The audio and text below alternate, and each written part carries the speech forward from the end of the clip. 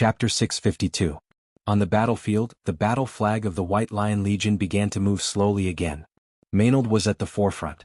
The female knight held the battle flag in one hand and a long sword in the other. She was like the initiator of the entire White Lion Legion's attack. The imps fought with her for only a moment before they were cut down by her sword. It was the first time Freya had seen such ruthless swordsmanship.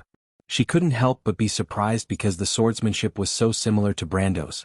At that moment, Maynard felt like she was the incarnation of the White Lion, baring her fangs and claws, tearing apart all her enemies and leading everyone forward. Behind her, the soldiers of the White Lion Legion and the students of the Royal Knight Academy erupted with their greatest potential at this moment. The attack finally became successful. They broke through the wall like a hot knife through butter. Torrens. There were heart-wrenching cries. Freya also saw it. She flipped over the wall and saw that there was another wall behind it. Behind it were densely packed Torrens with giant axes. There were at least 100 of them. Before she could even open her eyes wide, the soldiers at the front of the group were sent flying into the air. Behind the Torrens, a group of ladies with snake hair and longbows appeared. They were Medusas. Although the young girl from Bucci did not know much, she still recognized this mythical creature. Ah! Freya could not help but let out a low cry. This was a trap. Everyone suddenly realized this. Maynard's face was frighteningly cold. Freya even saw that the female knight's hand holding the flag was pale and even trembling slightly. "Don't look over there. Let's continue forward," she shouted with difficulty. But a wave of arrows had already enveloped the wall. This was the Medusa's shooting. The dark green arrows could not be blocked at all. The soldiers at the front were turned into stone before they could even struggle. After a round of shooting, the people at the front were reduced by a third. The Medusas moved quickly and began to draw their bows again. The White Lion battle flag suddenly disappeared. Marquis Balta saw this scene with his own eyes. He saw the war flag of the White Lion fall and disappear into the rain. A feeling of despair appeared in his heart. He suddenly felt a little absent-minded, as if there was only one voice echoing in his heart. Erwin had lost his last chance. "Lord Marquis, watch out." A brute devil swept past the city wall and brushed past Balta. The Marquis was momentarily distracted, but his hand was already empty. His long sword had already been pulled away by the brute devil. Startled, he turned around and saw a horned demon jump in front of him. What a terrifying aura. This was Balta's last thought. The longhorn demon had already mercilessly grabbed him by the neck and pulled him up from the ground. The Marquis, who was more than one level below him in strength, had no room to resist. "Sir Marquis." Legion Commander. Amidst the screams of the White Lion Legion, Balta completed the final journey of his life. At that moment he seemed to see a light in the darkness. A tall and familiar figure stood there, just like on the battlefield. The Marshal. The longhorn demon effortlessly broke the neck of the Marquis Erwin, the commander of the White Lion Legion, and threw the lifeless body aside. Then it stepped on the Erwin flag on the city wall. It looked contemptuously at all the human soldiers in the city. In its opinion, the soldiers here were simply trash. Even the worst creatures in hell were stronger than them. If it weren't for the fact that the portal couldn't transfer more high-end troops for a while, this place would have been destroyed 10 times over. It was really tired of dealing with these bugs. But in any case, this damn Acropolis was finally taken down. Acropolis Bunuo had fallen. In the crystal ball, Wood saw the flag disappear in the rain. He finally realized the fate of defeat. Erwin would be destroyed because of this, and his path would end here. No one knew better than him what this incident meant to the Holy Cathedral of Fire. He could almost imagine that he would lose everything in the past. But more importantly, the Holy Cathedral of Fire would be humiliated because of this. The old man couldn't help but cover his face and sigh deeply. Everything was his fault. "Let's get ready to retreat. I believe they will regret it if we go against the wishes of those nobles."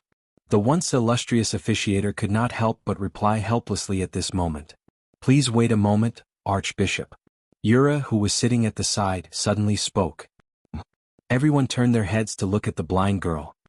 A spear appeared in Freya's field of vision, and the lightning arc on the spear blade jumped onto the Tauren in an instant. The spear blade moved forward and pierced the monster's chest.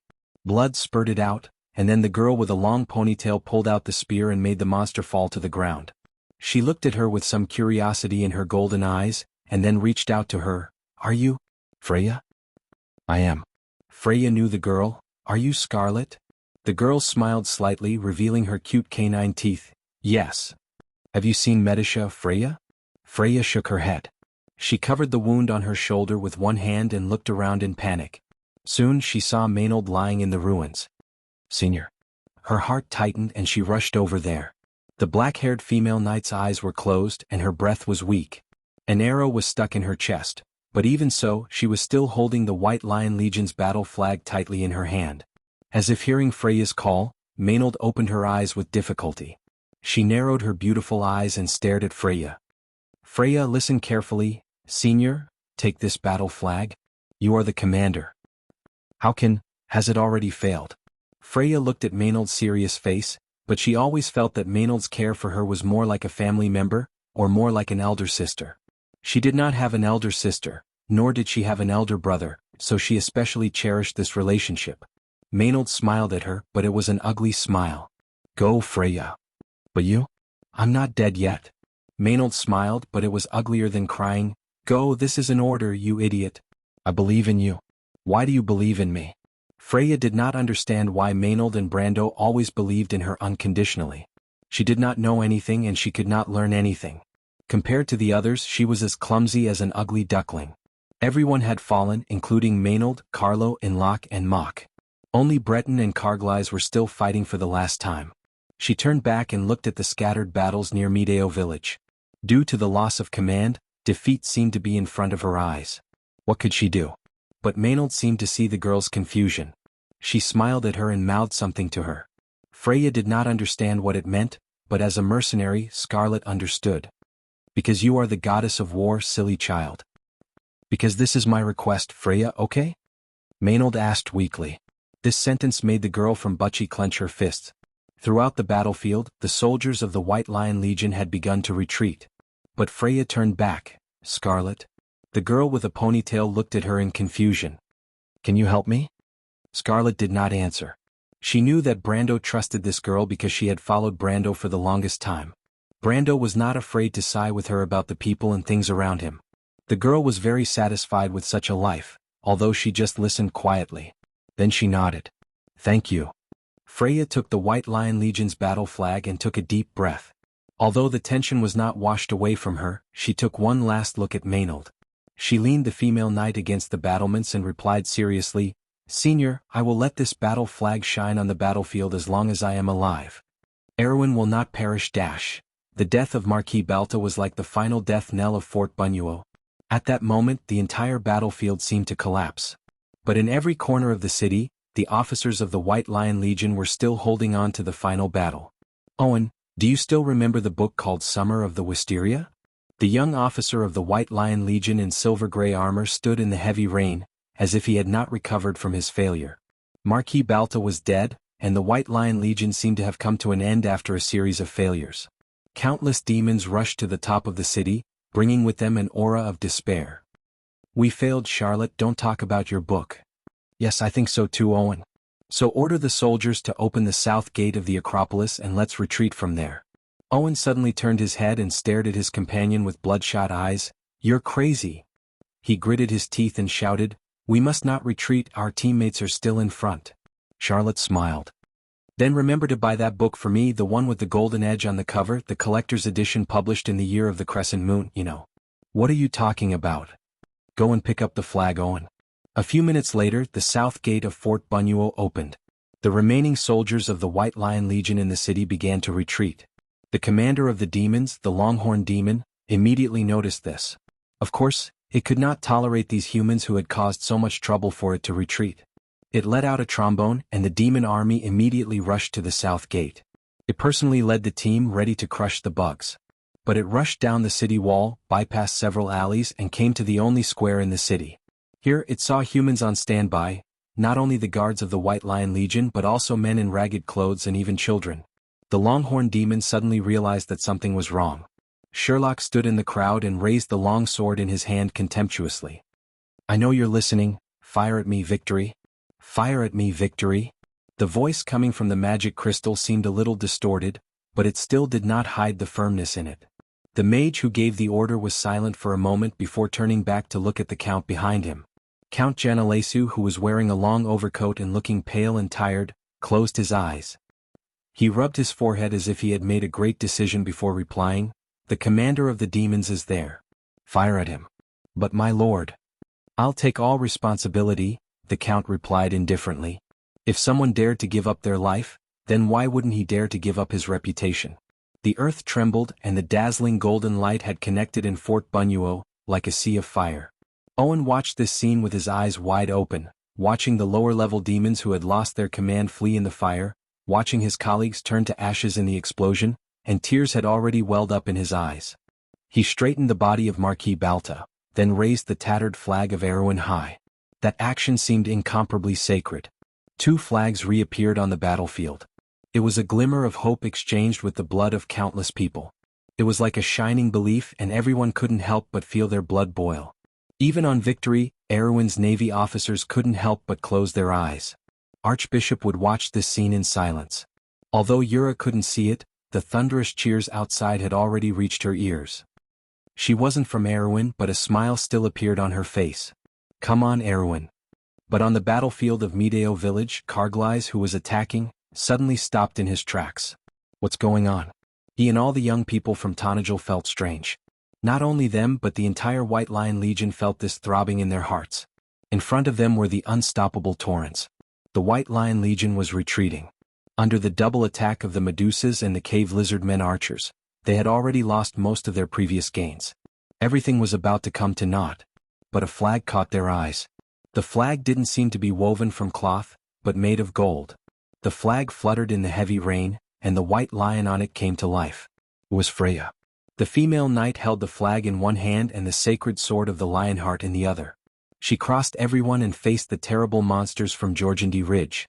At that moment, Scarlet was beside her, and the White Lion Legion was behind her. His left hand was a mountain man, and his right hand was a white lion. When he moved forward, he was unstoppable. At that moment, history seemed to have been rewritten. The scene from 7 centuries ago reappeared 7 centuries later. But their enemies had changed from crews to demons. The subtle coincidence of history seemed to cause the air to tremble slightly. Everyone felt the throbbing of fate. Freya raised her sword. "White Lion Legion, listen to my command. Even if we die, we will die on the path of attack. Perhaps one day the White Lion Legion will rise from the ashes and not be extinguished forever." The female knight's voice clearly pierced through the rain. Her promise was like an oath, just like the rule that King Eric had set before the Lionheart sword. At that moment, a miracle happened. The students of the Wangli Knight Academy were surprised to see the armor of the White Lion Legion light up slightly. Then, a layer of faint golden light seemed to descend from the sky and surrounded every soldier of the White Lion Legion, forming a golden mark. If Brando were here, he would probably recognize that this was the final mark on the White Lion Legion's armor. It was also the source of the legendary ability of the White Lion Legion that he and Bosley could not figure out. The mark of the lion gave the wearer a heroic effect. The wearer of the mark of the Lion Legion would never fear, and their morale would always be high. They would never fall into panic under any circumstances.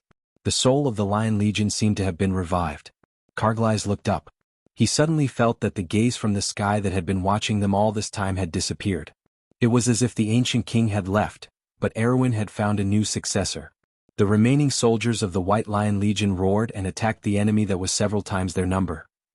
At this moment, fear and hesitation were no longer obstacles in their hearts, but the motivation to overcome them and move forward. Although they might be defeated in the end, the legend of Erewhon and the White Lion Legion would be passed down. It would never be erased. It was a pity that the Torrens from Jorgendy Ridge could not think. Otherwise, they would tremble at the thought of facing an army that had abandoned everything.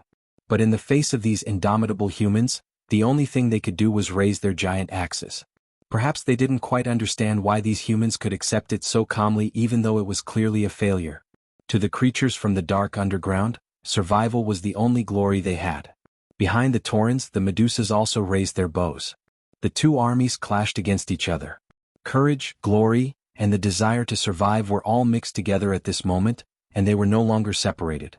The humans had sacrificed a great deal to achieve a temporary stalemate with the Torrens, but the price was a heart-wrenching loss. Freya rushed to the front, her sword so firm that it seemed like it could cut through all obstacles. Scarlet looked at the back of the knight with some admiration, but it was not her courage that moved her, but her unyielding faith.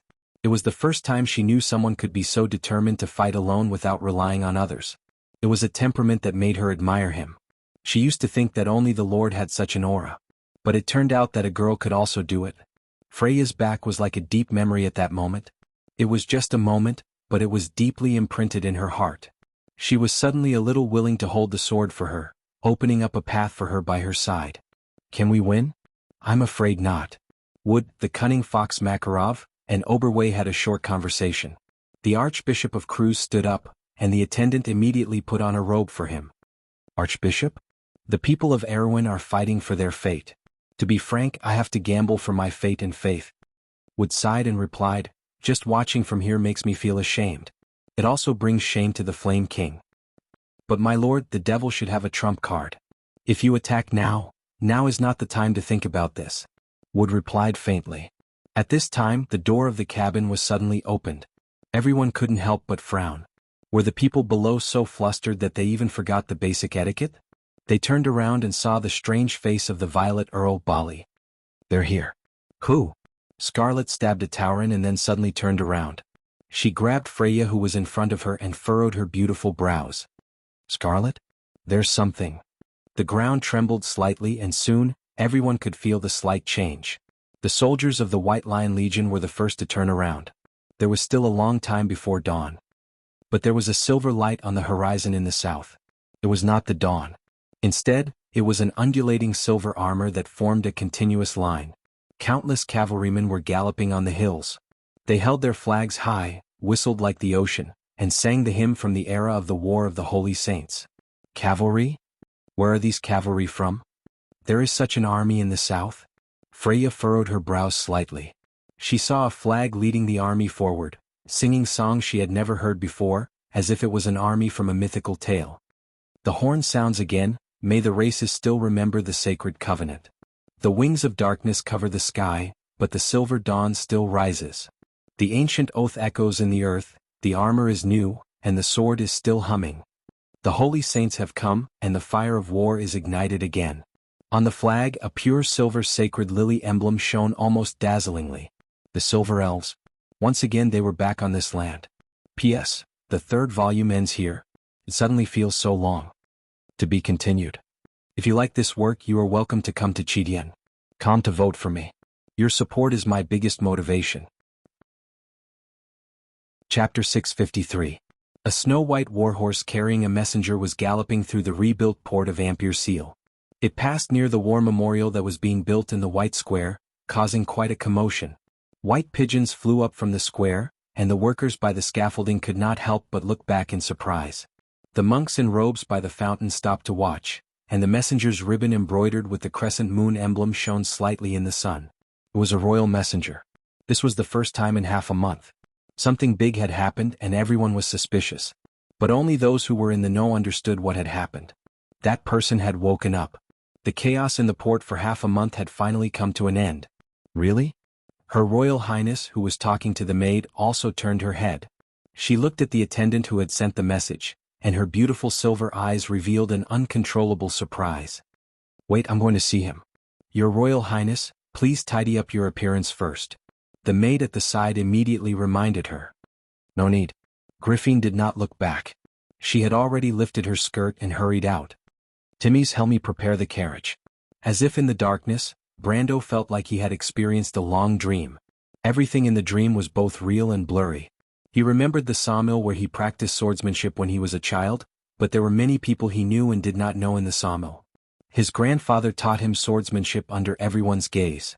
After a while there was a scene of tall buildings and endless traffic. His senior was wearing a gray trench coat and a thick scarf. She was reading something in a bookstore on the other side of the crosswalk. He desperately called her name but she did not seem to hear him. He rushed across the road but the scene changed again. Everything went dark, turning into a tranquil lake shore. A tall tower stood by the lake, and a black moon was reflected in the water. Bits of starlight floated in the sky. This grotesque dream seemed to be hinting at something. Brando waited alone towards the tower. He saw the shadow of a wolf walking through the forest, and it made him shudder. Suddenly, the whole world shook again as if the dream had been pulled out of his mind, and the scenery began to collapse. The binding light broke through the darkness and then his eyelids moved. His eyeballs could feel the faint light outside through the capillaries under his eyelids. At that moment, his five senses that had been silent for a long time seemed to be working again. He first heard the chirping of birds as if it was a pleasant morning. However, he lay on the warm bed and pondered for a moment before he remembered everything that had happened. His memories were like fragmented fragments that gathered in his mind, forming a complete line. He opened his eyes. The light behind the gauze curtain made him immediately squinted. Then he saw Romaine sleeping soundly beside him. Half of the merchant girl's body was on top of him, her small face pressed against his chest. Her mouth was open, and her saliva formed a silver line on the blanket. Brendel finally calmed down when he saw this. He was still alive. But where was this place? What was the result? What about the princess?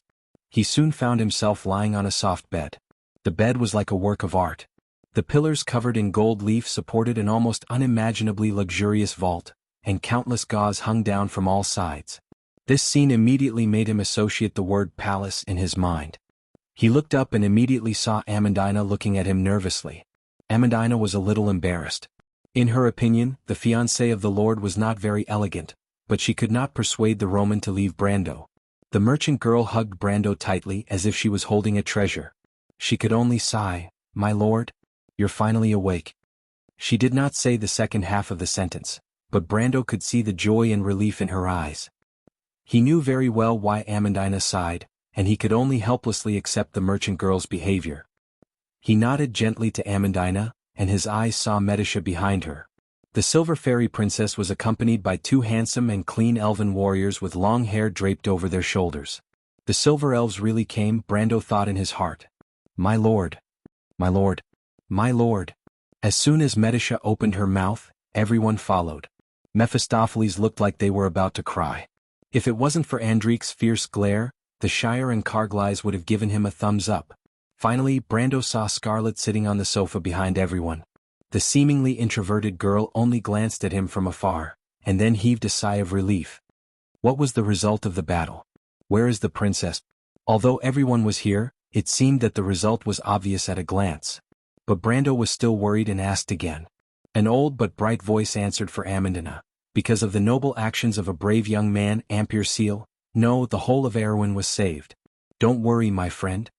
This unexpected voice made Brando turn his head. Only then did he realize that there was a silver-haired, silver-browed old man in a white robe sitting by the window. Who else could it be other than the master of the Silver Fortress, Tumen? Master Tumen, you're here too. This time Brando was really surprised. The Silver Elves came because of his request, but Tumen was an unexpected guest. But he actually already knew why the other party was here. Sure enough, Tumen smiled and replied, "It's an invitation from an old friend. No matter what, there's a demon here, so I should come back. It seems that I have to apologize to you about Wood. I forgot that guy is so stubborn." Brando was silent.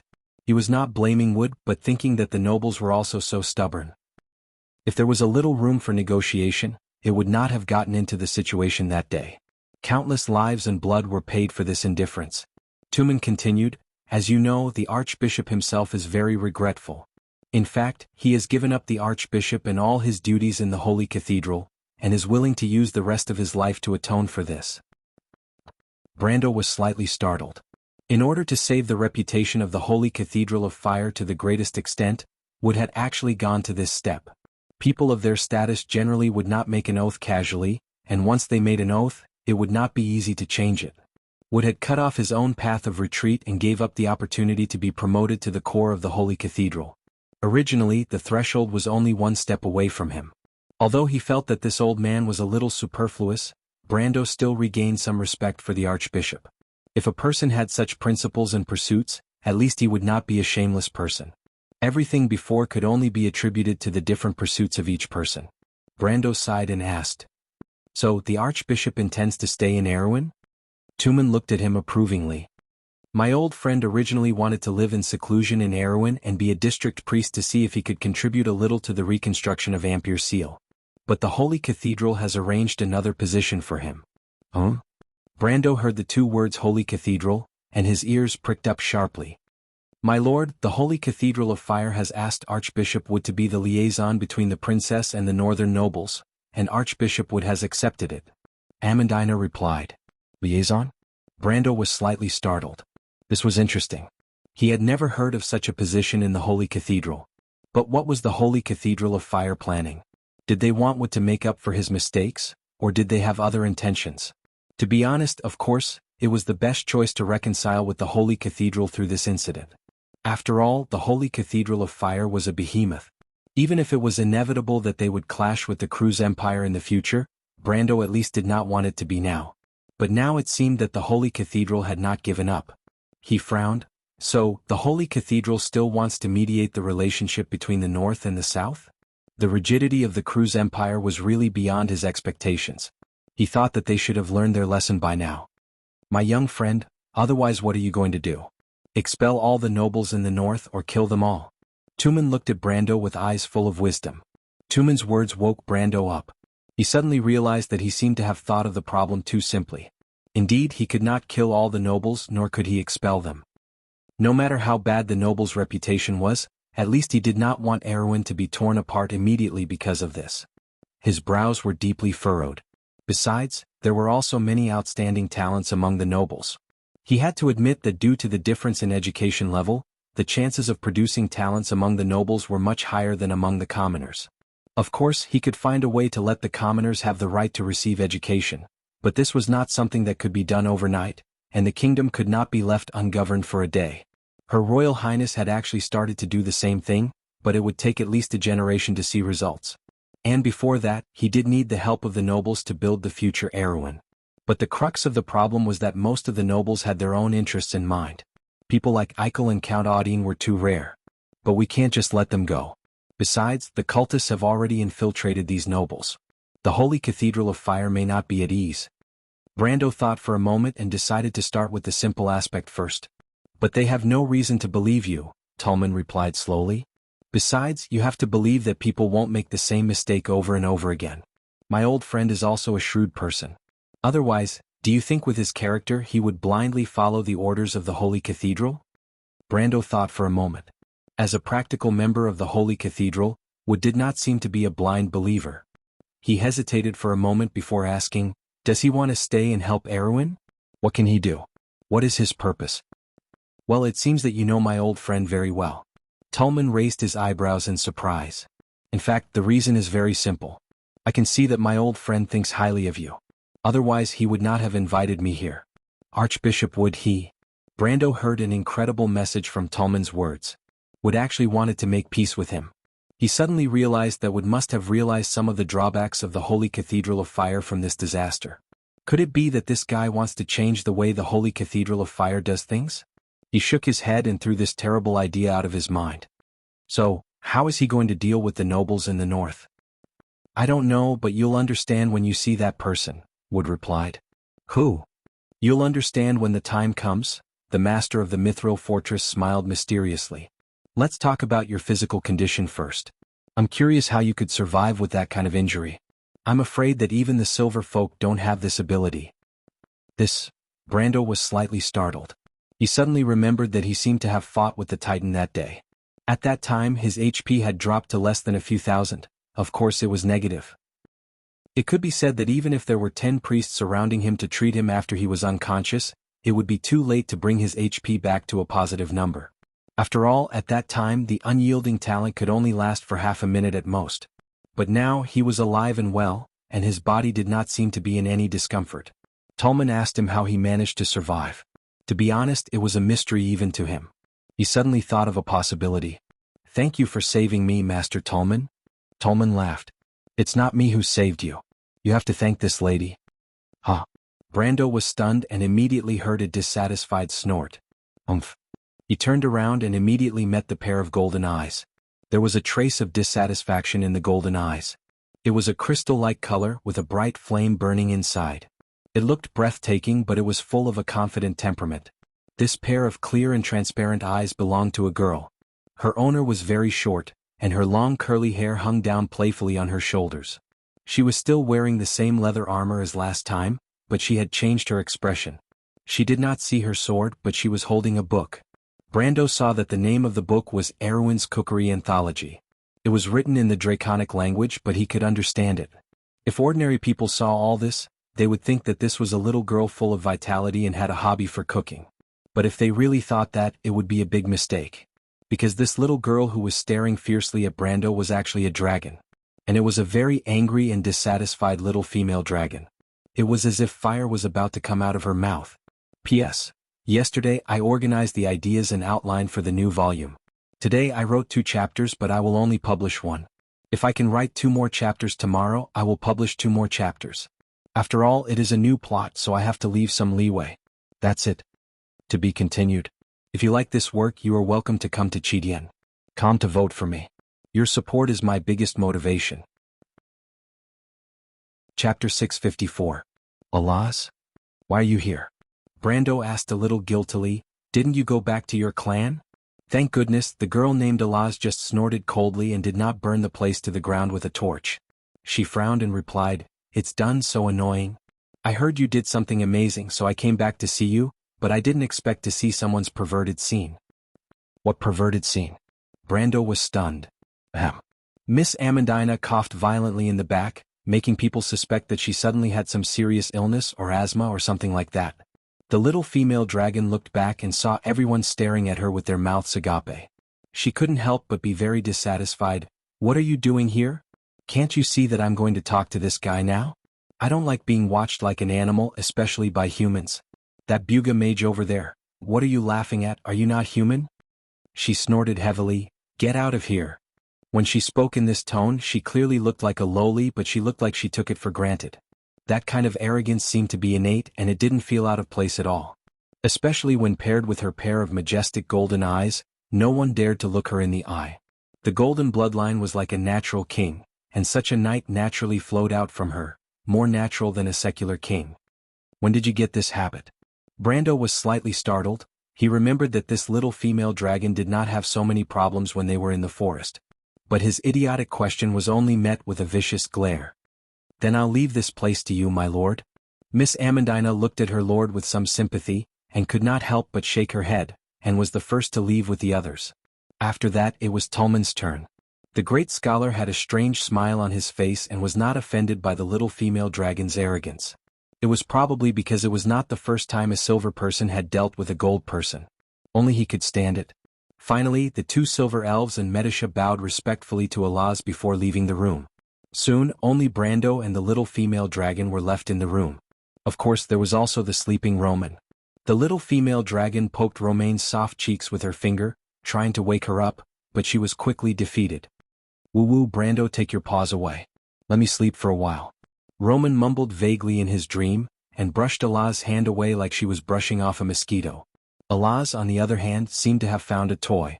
She poked the Roman's face and said, Your fiancée is really fun to play with. Let her stay here. Don't treat others as toys without permission, Brando replied snappily, although Alaz was also a female. Oh no, a female dragon. But he was jealous too. The little Roman's face belonged to him alone. I didn't expect you to be so protective. He's just a pervert. The little female dragon simply let go of the Roman and sat down beside Brando. She casually picked up a grape from the crystal plate at the side, carefully peeled it, and then threw it into Brando's mouth. Is it good? Since when did I have this title? Brando chewed and stared at the little female dragon suspiciously. She was unaccountably solicitous, which gave him a very bad feeling. Although Alaz was unlikely to have anything to ask of him, he always felt that this was the calm before the storm. Did he offend this guy in some way? He wondered in his heart. Naked in front of the opposite sex in the eyes of you humans is considered a pervert, right? The little female dragon replied matter-of-factly. *CK. Brando almost spat out a mouthful of blood. He immediately thought of what the little female dragon was talking about and hurriedly looked at the equipment panel, only to see that the elemental bracelet, flame ring, snake ring, flame star, flesh greaves, and all the amulets except the tears of Lich all had an additional tag behind them. Completely damaged, unable to repair. The rest of the other gold tier equipment were also in the damaged can be repaired status. Of all the items, only the magic breaker all Haurangaya and the dimensional cave were unscathed. At that moment, Brando understood what had happened. He had withstood the Titan's attack, but unfortunately, the other equipment had been annihilated. The loss was so heavy that he could not bear to look at it directly. If the cultists did not give him enough compensation, this time it would be a huge loss. All the best equipment on him was destroyed. His equipment was almost the best equipment that he could get in the first chapter, and a few of them could even be said to be the super version. Some of the materials in his backpack and the rock core necklace had been turned to dust before he even used them once.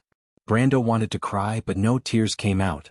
Fortunately, the 5-headed snake lizard egg and the order stone that could upgrade his territory were left in Valhalla, or else he would have really died. However, even these magical equipment could not be spared, and he did not expect his clothes to be intact under such intense lightning. Brando could not help but ask meekly, "Who was the first to come to my side?" "Of course it was me." "You didn't see anything, right?" "Not much." The little female dragon smiled sweetly with evil intentions. Apart from a certain someone's entire body that was burnt black, and his eyebrows and hair were all burned away, how laughable. Alright, apart from a certain someone's disgusting thing. Brando was so ashamed that he wanted to find a hole to hide in. Don't you know how to avoid it? It's obviously a girl. Avoid it? Now a certain someone is going to report to the kingdom of the dead? You're obviously weak as hell, yet you still don't know what's good for you. Allah said sarcastically. Also, would you avoid a bald monkey? How can that be compared? I'm a human.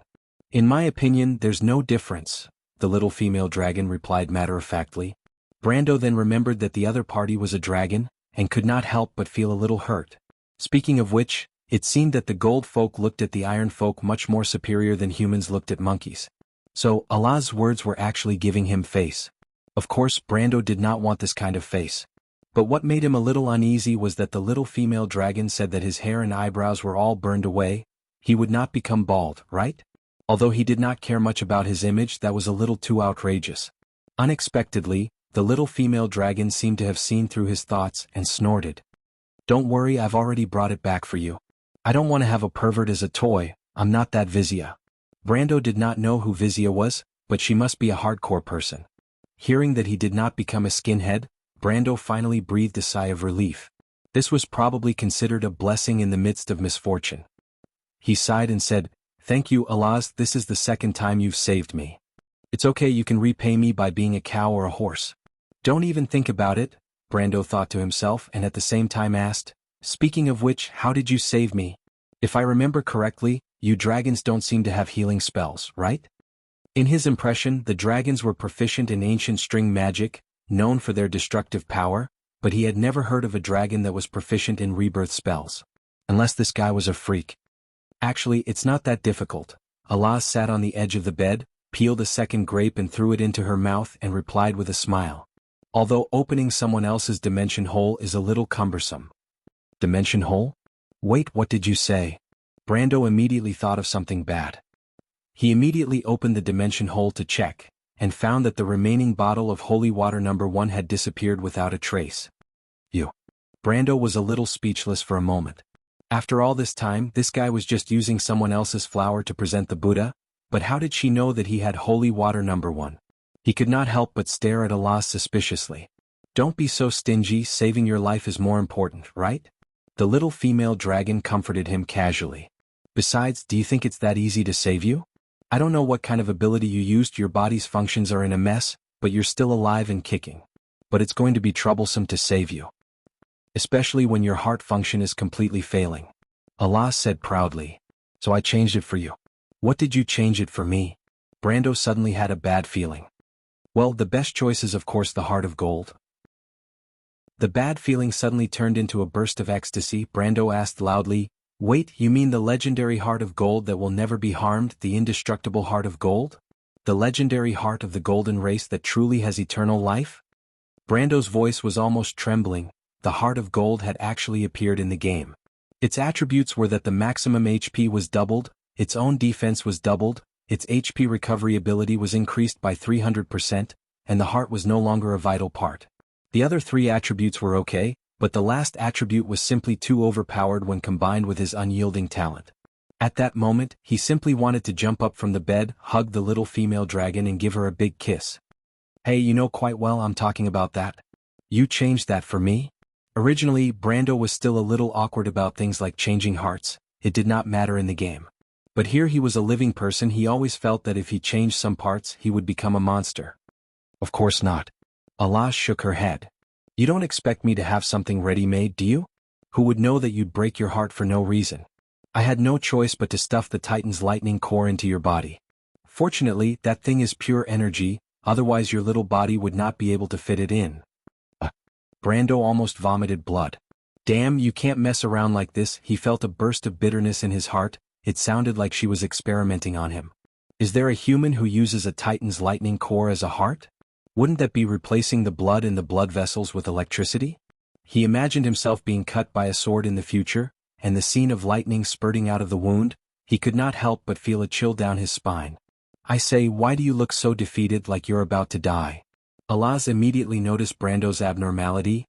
Are you doubting my skills? Brando stared at Alaz, the look in his eyes saying, I'm very doubtful. Damn it, why don't you check it out yourself? Brando was slightly startled. Originally, Alaz wanted him to try and feel his own physical condition. This was an ability that all powerhouses who had entered the elemental realm had, but Brando immediately opened his attribute panel. He found that his attributes were all normal, his health was very good, and his eyes swept over the mana value and mana recovery column, and suddenly he was stunned to find that it had more than doubled. More importantly, the originally high willpower attribute had increased by another notch at this moment. And there was an additional label, Energy Enhancement, behind it, obviously due to the Lightning Core.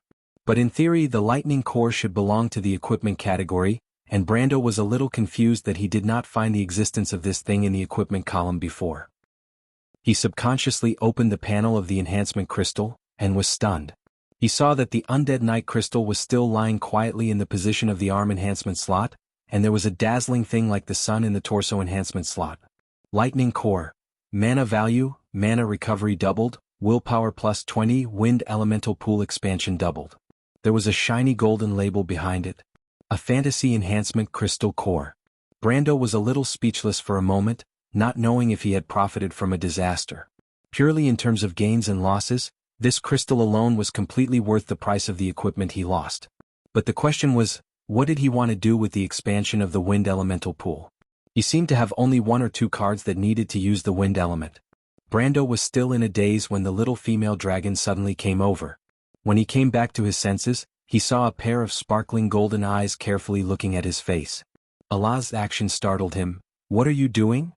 You have a lot of secrets on you. I just saw the fluctuations of the elements. You were checking your elemental pool, right?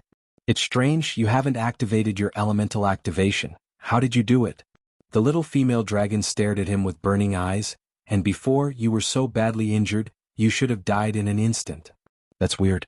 Aren't you going to explain? Explain what? Brando asked guiltily. How could he explain that the NPCs did not have bloodline talents at all?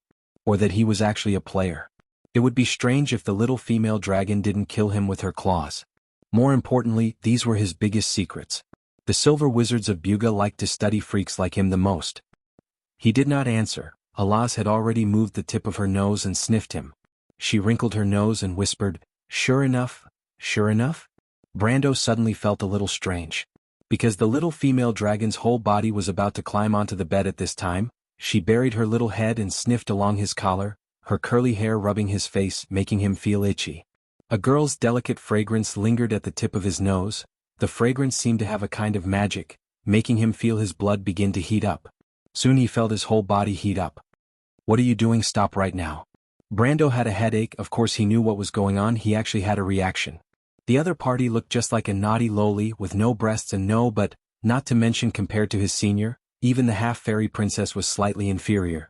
But at this time he actually felt his heartbeat and blood flow begin to accelerate. For a moment he wondered if he was a pervert. Brando cursed in his heart and hurriedly moved to the side, because some parts of his body were obviously not under his control. Although covered by the blanket, there were obvious protrusions. He was afraid that the other party would notice this. Unexpectedly at this time, the little female dragon suddenly turned around and stared at him vigilantly, bared her teeth and asked, Are you thinking of something bad, perverted human? No. Brendel stared straight ahead and answered with a resolute and decisive tone. What a joke. He did not dare to let this terrifying female dragon discover the truth. Who knows if she would spit fire at him, and Miss Merchant would be a widow for the rest of her life. Is there really nothing? The little female dragon snorted proudly. She suddenly flipped over and sat on him. Although she did not ride on that important part, it still made Brando's expression change. But the scarier thing was yet to come. She lowered her head and bit the tip of Brando's nose and said softly, Brando, you are a perverted human. Brendel felt a chill run down his spine. The little female dragon's hot breath surrounded his sense of smell, with a kind of sweetness that made one's imagination run wild. Even the arrogant tone of this flat-chested lowly when she spoke became cute in his eyes. There was definitely something wrong here. Brando vaguely felt that this was some kind of conspiracy, but his body was still a normal man after all, and he reacted very honestly. The little female dragon looked at him contemptuously, and suddenly grabbed a key part of his back. Brando suddenly groaned. If one looked closely, it was not difficult to see the blue veins on his forehead. You're a demon. Brendel finally understood that the demon was here to toy with him. Human with a head full of dirty thoughts. The little female dragon said softly, "You still say no, you are clearly in heat." "Heat your head." Brando was sweating. "What is that fragrance on your body?" He was almost gritting his teeth to ask this. He had already found out where the problem was. The highest level of hallucinogen, a dragon specialty. How about it? How about you? You better not play with fire. Ugh. Before Brando could finish his sentence, he felt a heavy blow to his key part. If it was not for the fact that he could not move, he would have curled up like a shrimp. The cute little female dragon suddenly became a demoness in his eyes. "What do you want, perverted human?" Brando was sweating profusely. He really could not do anything. The little female dragon might look like a lowly, but when she pressed her hand on his chest, he couldn't even move a finger. Isn't it exciting to have an affair in front of your fiancé? Brando wanted to cry but had no tears. He could only watch as the little female dragon smiled wickedly, revealing her cute 8 sets of teeth. As a dragon, her canine teeth were as sharp as a vampire's but very small. But it was at this time both of them heard a soft cough coming from outside the door. It was like a bolt from the blue. Brando turned his gaze, sweating profusely, and saw Her Royal Highness standing outside the door with a livid face. Behind her stood a female official with the same strange expression. "So annoying as a princess you still peep at people mating." Alaz complained loudly, then lightly snorted and jumped out of bed. "So disappointing." "I'll leave it to you, Brando." After saying that, he waved his hand and disappeared from the room. But Brando heard a different version of this sentence. "This is your punishment for giving my golden apple to others without permission. There will be no next time. There will be no next time." Brando felt that if he only did it once he would lose 10 years of his life. He swore that he never wanted to see this little female dragon a third time in his life. He did not know why this girl found trouble with him. It was all a bloody case caused by an earring. Brando wanted to cry but had no tears. Then he heard another cold voice. "Sorry to disturb you, Mr. Brando. Remember to close the door next time." Her Royal Highness turned and left. P.S. Only 1 chapter today, sob sob, but it's 5,800 words. I specially approve you to count it as 2 chapters. Recommend a god game, a card-type web game. AC Fun's King Summon. I think there should be a lot of people who know about this. The quality of the game is not bad. The website is http://wz. AC Fun. TV I played for a long time today. No, last night. To be continued. If you like this work, you are welcome to come to Chidian.com to vote for me. Your support is my biggest motivation. Chapter 655. As soon as the little female dragon left, Brando finally regained his freedom. He hurriedly created a water ball and threw it on his face. The cold temperature finally calmed his accelerated blood flow a little. Only then did he put on a coat and rushed out. As soon as he went out, he saw Amandina in the courtyard. Amandina was sitting on a stone chair reading a geography book, but her mind was obviously not on the book. "The princess seems to be very angry."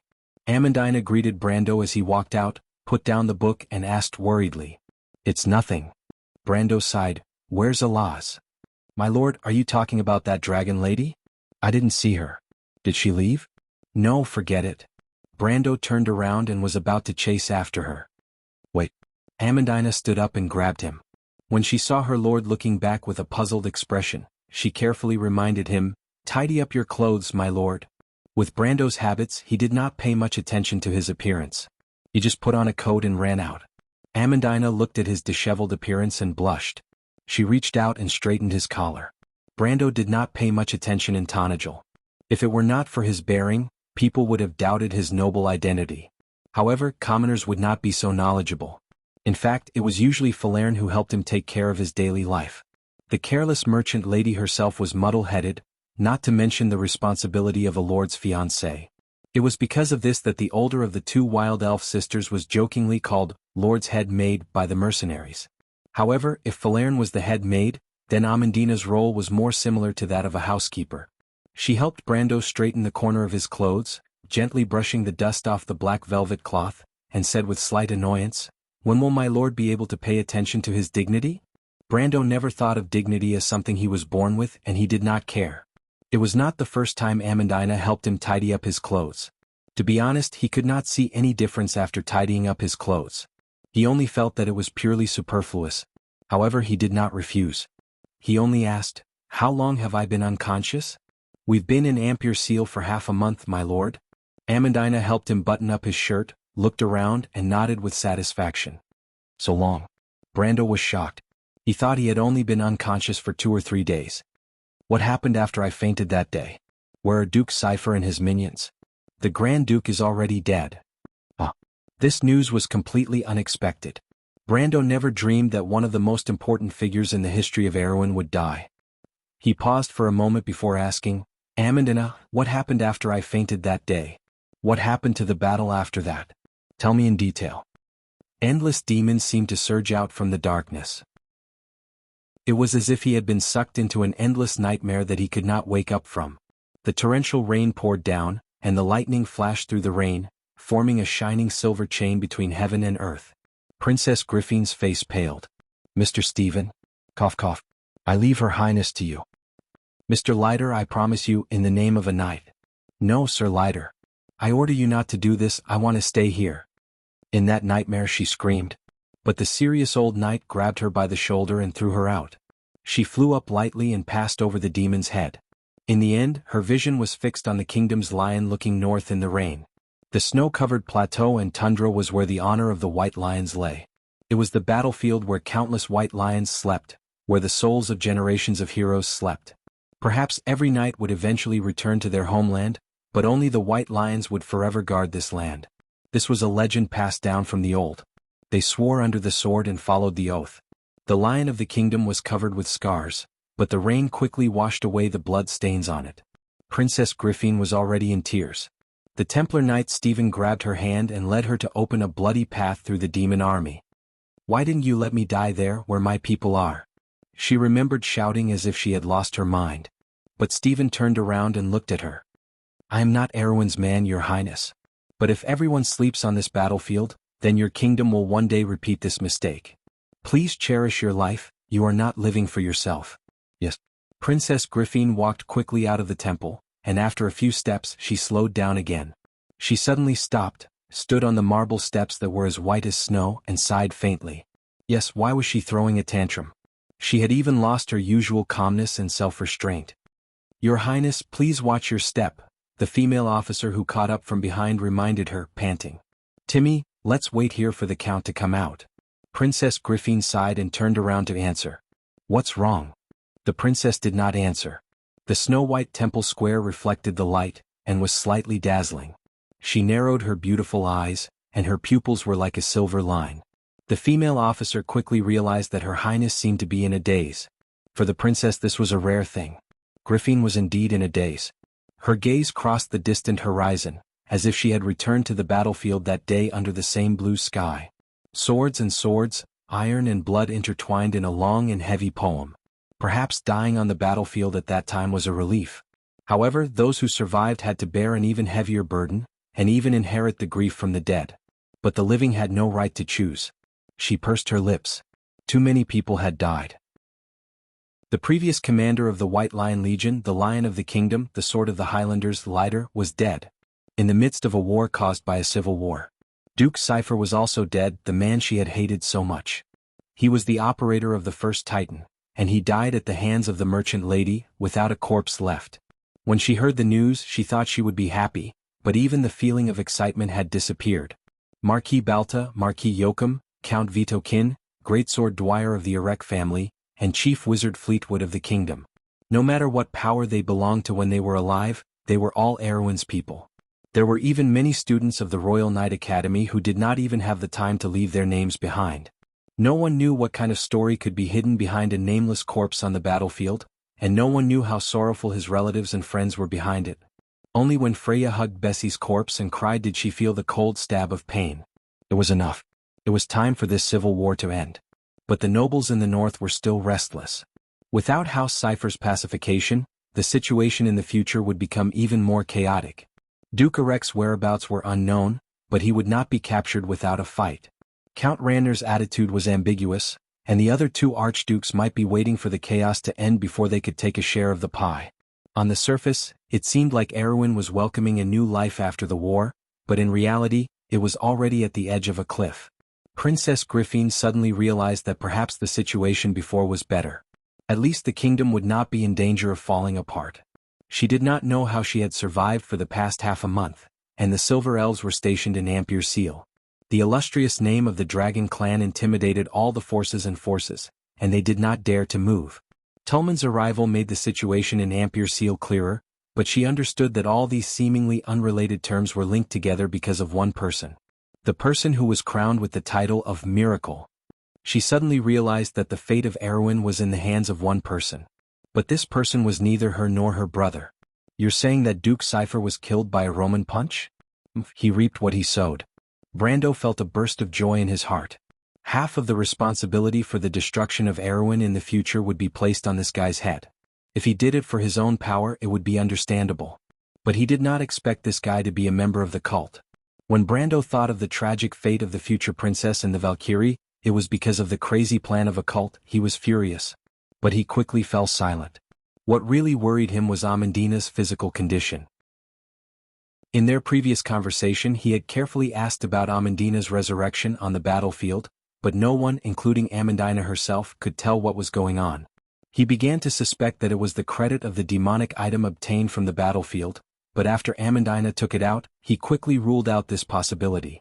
Although he could not figure out what it was, Brando could tell at a glance that it seemed to be sealed and could not have any effect at all. And Amandina herself also proved that she did not have the ability to heal herself. First of all, her blood was the red of a normal person, proving that she did not have a gold or silver bloodline.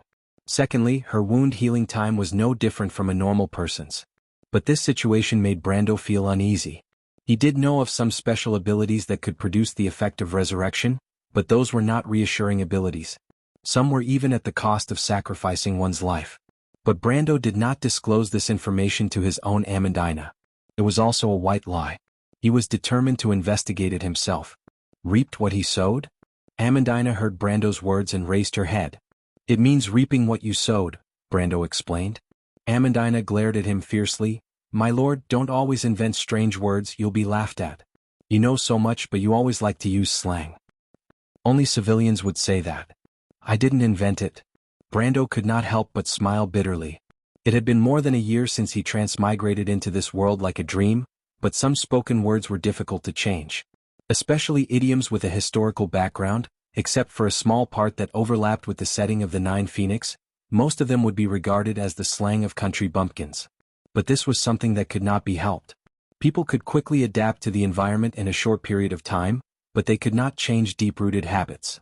He lived in this world for a year, spent 17 years in the game, and lived in another world for 30 years. However, with the death of Duke Cypher, a historically famous family fell into a state of disintegration. Without the restraint of this powerful force in the north, the nobles became ambitious. No wonder Her Highness came to find him in such a hurry. He did not expect such a famous figure in history to die like this. There was also Marquis Joachim, Count Vitokin, and even Marquis Balta and Master Fleetwood died. Fleetwood died under the surprise attack of another demon king, but he saved a ship of people on the First Royal Fleet's flagship, Victory. Inlock, one of the three heroes of Erwin, also died. Brando thought of the young man who smiled like Carglass and sighed in his heart. He was determined to protect them, the future of the kingdom. Benninger, that guy, actually sent the little prince back, Brando replied with gritted teeth. Does he think that he can be forgiven? No, in fact he did not send Prince Haruz back. Amandina helped him fix the buttons on his sleeves, and finally took a step back looking relieved. It's done, my lord. Thank you, Amandina. Brando asked, what is going on? I heard that it was sent back by a Medusa. I don't know the specifics, maybe you can ask Her Highness. Seeing that Brando was about to speak, Amandina quickly interrupted him. Well, don't let Her Highness wait too long, my lord. You are now the Count of the Kingdom. What? Count? Then where is my fief?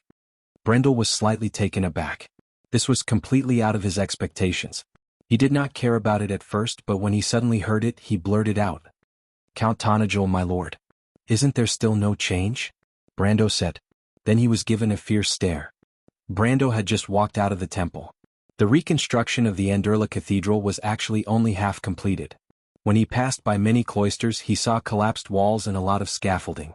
These were all the masterpieces of the Shire. Of course, Brando would never admit it. Then he saw Her Highness waiting outside. Your Highness. Princess Griffin looked back and nodded in satisfaction when she saw his attire. How is the Count's health? He is fine. Your Highness. Before Brando could finish, Princess Griffin interrupted. Mr. Brando, the nobles in the north intend to support my brother on the throne. The Holy Cathedral of Fire also intends to facilitate peace talks between us and the north. What do you think of this matter? Brando was startled. Isn't this a good thing? But he immediately reacted.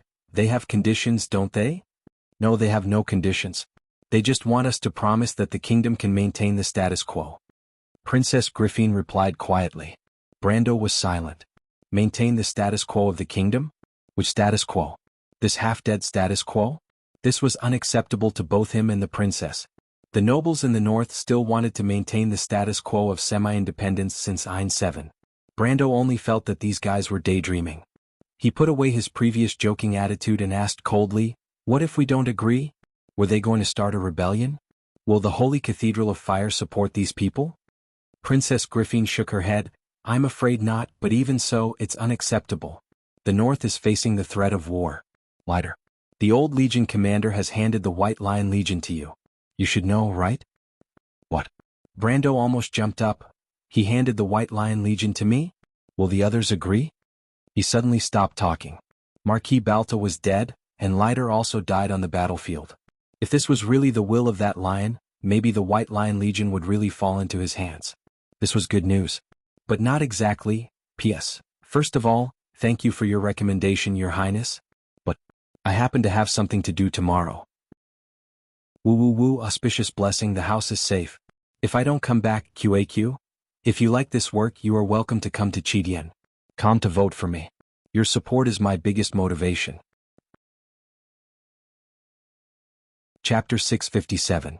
Even in today's Erewhon, the White Lion Legion was still considered a strong force. In the year of spring, Marquis Balta had used it to defeat the Lion Beastmen of Toquinen. However, it was only enough to satisfy the nobles. What he wanted was a lion with sharp claws and sharp teeth. He thought for a moment and replied, Your Highness, I'm afraid I'm not suitable for this position now. The princess turned back to look at him in surprise. Brando's furrowed brows slowly relaxed, and his expression slowly became firm. Why? She asked doubtfully. Well, Your Highness, do you want to hear the truth or a lie? Brando raised his head. There was a touch of breathtaking blue on the horizon of Ampere Seal, but it was just a sign before the next storm. The air was filled with the moist smell of the sea. He walked with the princess to the white square. The half-fairy princess was only a little taller than his shoulder. She was wearing a long silver dress, the thin silk clinging to her porcelain-like skin. The dress folded like a huge flower petal perfectly set off her slender figure. The truth, Mr. Brando? The princess' tone did not sound displeased. Well, to be honest, since the late king gave the sword to Krentel Mare Balin, the White Lion Legion has been the sharpest sword in the kingdom for centuries. It's certainly a good thing for us to legally obtain the inheritance of this army. But Your Highness, you also understand that Sir Nevind Walloon Lyda, and the general of the left, may not accept a stranger as the new commander of the White Lion Legion, right? Brando was talking about the remaining two commanders of the White Lion Legion, Sharpclaw and Lion's Mane, and the commander of the White Lion Blade Knight Regiment. The only difference between the current White Lion Legion and King Eric's era was the absence of the Imperial Guard Legion. The Imperial Guard Legion had been replaced by the new Imperial Guard Legion after the year of the Return of Glory. Later on, it became the predecessor of the Black Blade Legion.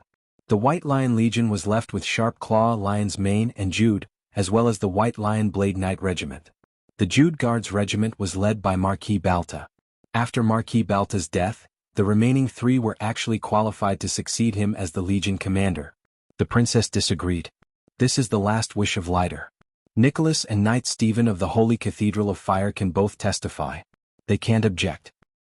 But is that the White Lion that Her Highness wants?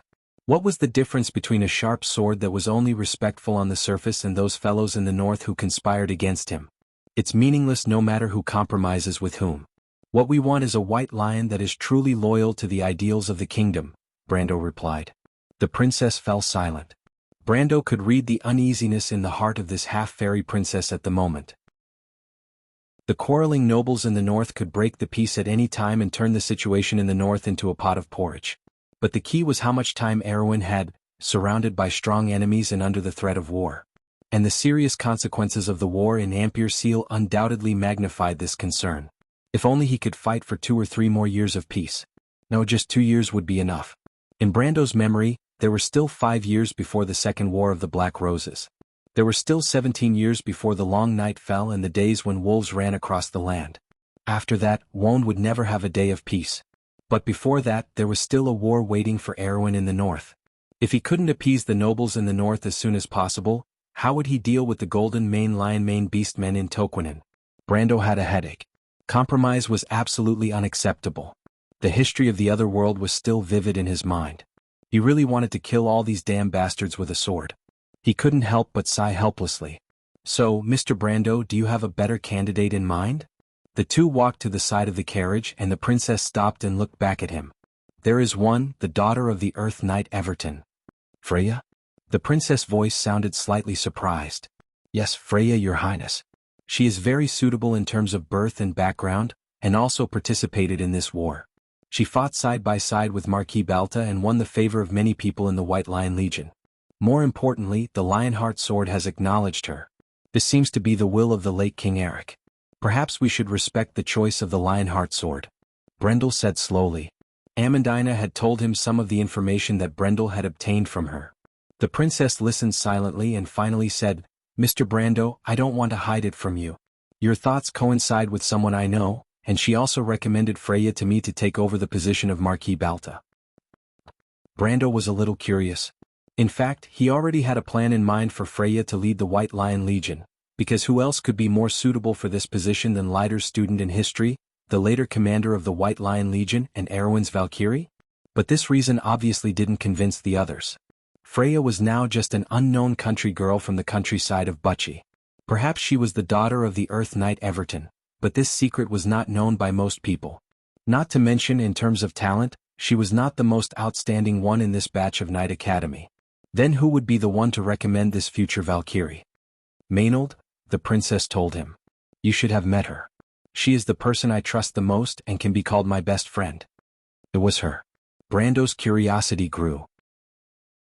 The position of commander of the White Lion Legion had never been an inconspicuous position. So why did the female knight named Maynard take a fancy to Freya? After all, not everyone in this world had a pair of eyes like him that could see the future. For a moment, he couldn't help but think of his interaction with the female knight in the rain. That cold woman, whose name he had never heard of in history, had almost the same appearance as Amandina, but their personalities were completely different. He couldn't help but frown, and with a trace of suspicion he said, I don't know what Lady Maynard is thinking, but I really can't find anyone more suitable for this position than Freya, your highness. The core of the problem is still the Lionheart sword. The White Lion Legion also wants to find this sacred sword to realize the value of the White Lion Legion. In addition to the legacy of the Knight Leiter, their higher-ups probably won't have any objections. Besides, on the other hand, an unknown daughter of the Earth Knight Everton may be less of a threat to the three of them than I am. In any case, I am still a knight by your highness' side. The princess nodded gently as if she had accepted this suggestion. And then? She asked softly. I plan to let Freya and Carlo lead the team, and let the Royal Knight Academy become a base for new blood for the White Lion Legion. The White Lion Legion also needs a group of outstanding young people to support its future, which coincides with the philosophy of the Royal Knight Academy. Besides, for those young people, isn't the White Lion Legion a better home than the Guards? Brando continued to answer. His purpose was actually very simple. What he wanted was a brand new White Lion Legion, so infiltration and transformation were inevitable. He didn't have anyone on hand, but the Royal Knight Academy was a good choice. The half-fairy princess frowned as if she had heard Brando's implication. But will this really work? Won't it cause a backlash from the White Lion Legion? She asked softly in a pleasant voice. Of course it will. Brando was not afraid. But at least there was one advantage to boiling the frog in warm water, and that was, it wouldn't aggravate the conflict in the beginning. Now, it was actually a compromise between both sides. The other side had no reason to completely reject them, but he and the princess couldn't completely control the White Lion Legion. Both sides probably didn't intend to force the other side into a dead end. At this time, if the other side thought that he and the princess were trying to control the future, the other side might only laugh at their naivety. But if they laughed at it, then so be it. Brando continued to explain, but if we can complete the unification of the South in a short time, then what can the White Lion Legion do, no matter how arrogant they are? The half-fairy princess sighed softly. Mr. Brando, what you said is very different from what I heard. But I don't know why, but I'm more inclined to trust your opinion. But can we complete the unification of the South in a short time? Brando saw the confusion in the half-fairy princess' silver eyes, not directed at him, but at the idea. He answered truthfully, if the nobles in the north don't cause trouble for us, we have a chance. He wasn't lying. The Highland Knight seemed to have a good impression of the princess because of his identity. Duke Vero and Duke Grinoires were obviously not keen on the struggle for power and profit. They were forces that could be won over. In fact, their enemies in the south were actually only Count Randner and the missing Duke Erek, not to mention that Count Randner himself had a deep hatred for Duke Vero. But in this way the problem was back to square one. Mr. Brando, do you think the nobles in the north will give us this opportunity? The princess asked again. It was not that she didn't understand, but all of this seemed to be a dead end. Would the nobles in the north give them this opportunity? The answer to this question sounded reasonable. Of course not. Those with bad intentions were eager to make a mess of the situation. But Brando pondered for a moment and gave a completely opposite answer. I think there will be a chance. The princess looked at him curiously. Brando thought of what Cruz and Tumen had said to him before.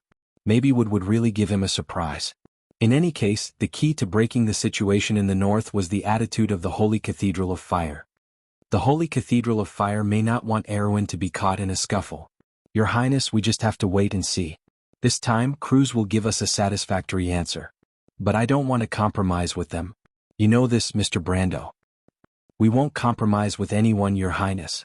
Unlike Princess Griffin, Brando didn't actually have much tension and uneasiness in his heart. Because in his opinion, the most difficult times seemed like yesterday. The darkest period of history had passed, and the future would only get better and better. And he just needed to identify that goal and firmly go down it.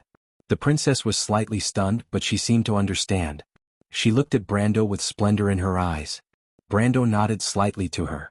Some things were so simple, it was just that people were trapped in it and couldn't extricate themselves from it. Even when the princess was at her weakest, the Holy Cathedral of Fire didn't take advantage of her. Could it be that Cruz still wanted to make them bow their heads? The situation had actually been reversed. A faint smile appeared on Princess Griffin's face and she sighed softly. She turned back and invited him with the unique, crisp voice of an elf. The weather is good today, Mr. Brando. Would you like to walk with me? I want to see the newly built port of Ampere Seal. Brando was stunned. He felt the beautiful silver eyes looking at him, and the affection contained in them was self-evident. But he was in a dilemma. On the one hand, it was the invitation of Her Highness, and on the other hand, it was an equally important arrangement for him. Before coming out, Brando checked the EXP he gained from this war. The harvest could be said to be very rich, especially in the final battle. Almost all of the EXP from the Titan that the Roman killed was credited to him. But the only problem was that the EXP had now turned into a dim gray. This only meant one thing. That was, the EXP had reached the upper limit of elemental activation. Next was a process that he was very familiar with, the elemental activation quest. In fact, the timing was just right. The war in Ampere Seal was like an important node for Brando. After the war, everything was on the right track. As long as the situation in the north was appeased, he would have time to complete this series of elemental activation quests. But there was only one problem. That was, now that his equipment was in a damaged state, he couldn't just wear a blank set of equipment to complete the quest, could he? However, repairing equipment, especially magical equipment, was a time-consuming and long job in the game. He had to prepare as soon as possible. Princess Griffin seemed to see his hesitation and asked, "Is there a problem?" "Well, I want to go to the workshop area first." Brando replied awkwardly. "I see." The princess seemed to understand. She thought for a moment, "Mr. Brando, do you know the most famous weapon and armor shop in Ampere Seal?" Lucretia's Weapon and Armor Shop.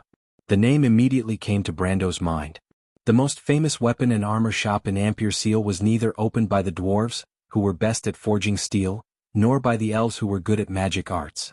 Instead, it was a shop opened by a fairy. This shop was very famous in the game, but it was not open to players. Instead, it was run by nobles. Only a few players with prominent identities and enough reputation could enter, but Brando, who dealt with skeletons all day, was obviously not one of them. He looked up, thinking that Her Royal Highness wouldn't want to go with him to the clanking and smoky workshop area, right? But he heard Princess Griffin reply in a pleasant voice, "Please get in the carriage, Mr. Brando. Timmy's, send the carriage to Lucretia's weapon and armor shop." Before Brando could react, he saw the female officer in front of him personally open the carriage door for him. P.S. Writing is a little slow, looks like I can't make up for yesterday's work today. I'll owe you for now. Anyway, today's work will be better. To be continued. If you like this work, you are welcome to come to Chidien. Come to vote for me. Your support is my biggest motivation. Chapter 658. In Brando's memory, he had not been to the workshop area of Ampere Seal many times. What he remembered most was the rusty signboard that swayed slightly in the sea breeze on the side of the bridge at Grey Harbor. The messy interior of the house, the stove that had not been lit for a long time, and the old dwarf who reeked of alcohol. It was not that Red-Nose O'Dork's craftsmanship was amazing, but with a small barrel of strong liquor, the old dwarf would help you take care of your equipment, as long as he was not too drunk to get up. Ampere Seal was different. After the carriage passed by a fortress, the road became narrow and the houses were lined up. The salty sea breeze in his memory faded away, replaced by a heavy smell of smoke. The red signboard was made of brass, and the words on it were extraordinary, with the unique cultural atmosphere of a port city. The carriage passed by an old dwarf smoking tobacco at the door with a hammer in both hands, his beard strung with shining iron rings. They were either wind elves from Luzik or the forest further north in the Misty Weave Forest, wearing a hollowed-out ring that covered the entire third knuckle to prove their identity as an enchanter. Most of these people were the best of the best from all walks of life, with a hint of arrogance in their eyes. They were also worth a lot. The workshop area of Ampere Seal represented expensive, luxurious, and the corresponding quality of service in most people's minds. It was like the aura of nobility that was branded in the bones of this port city. The history of the workshop area of Ampere Seal was even older than the port. It first originated from the trading market between the Erewhon people and the Southern Mountain people. Later, the market became the military station of Erewhon, and then developed into a deep-water anchorage, gradually growing to the size it was today. Today, there were still stone pillars covered with moss on both sides of the road in the workshop area, standing in the sea breeze, telling the history of the past. The carriage slid into a secluded alley, and the sound of wheels turning in the pottery or textile factories behind the alley became distant. Then the unique blackwood signboard of Lusitania came into view. The magic blackwood was suspended between a carved gold-plated bracket. There was no physical connection, but it was suspended in the air by magic and slowly rotated. Although magic was common in the world of Wond, the fact that a shop could use a permanent spell on its signboard showed the style of the shop. This wasn't even a shop related to magic items, but an ordinary weapon and armor shop. The carriage slowly stopped at the front door of Lusitania's weapon and armor shop. No one came out to greet them. Normal people wouldn't open a shop in such a secluded place. However, according to the princess's explanation, it was because the shop owner liked peace and quiet. Fairies were a strange race. Brando and Her Royal Highness entered the store. The interior of the store was decorated very elegantly. Many counters were made of dark wood that emitted a special fragrance. On each counter was a shiny weapon covered with glass and a brass nameplate with the name of the weapon written on it. It ranged from the most common rapier to spears and armors. What surprised Brando was that almost all of the items on display in the store were magical equipment. They weren't the crude products of low-grade alchemists, but real magical items. There were even some ancient items. Brando recognized the horned axe, Caesaris the Cutter. This giant axe ignored 10% of the armor with every attack, and could only penetrate half of the armor at most. A divine weapon under elemental. This was a good thing. Originally, Brando wanted to buy it for the red-bearded Batum of the Red Bronze Dragon mercenary group. This was the only guy under him who used an axe, and he was also a rough man. However, when he saw the price, Brando immediately pretended that he had never thought about it. Caesaris the Cutter was priced at 550,000 tor. Brando immediately felt that the profiteers in the game were simply the model and conscience of a businessman. No wonder this shop only catered to nobles. Apart from those people who didn't treat money as money, Who else would patronize this place with such a ridiculous price? He looked away and saw that Princess Griffin was also curiously looking at the furnishings in the store. However, her eyes were mostly on the display of various long swords. Brando followed her gaze and even saw a thorn of light. Princess Griffin, have you never been here before? He was slightly surprised and asked curiously.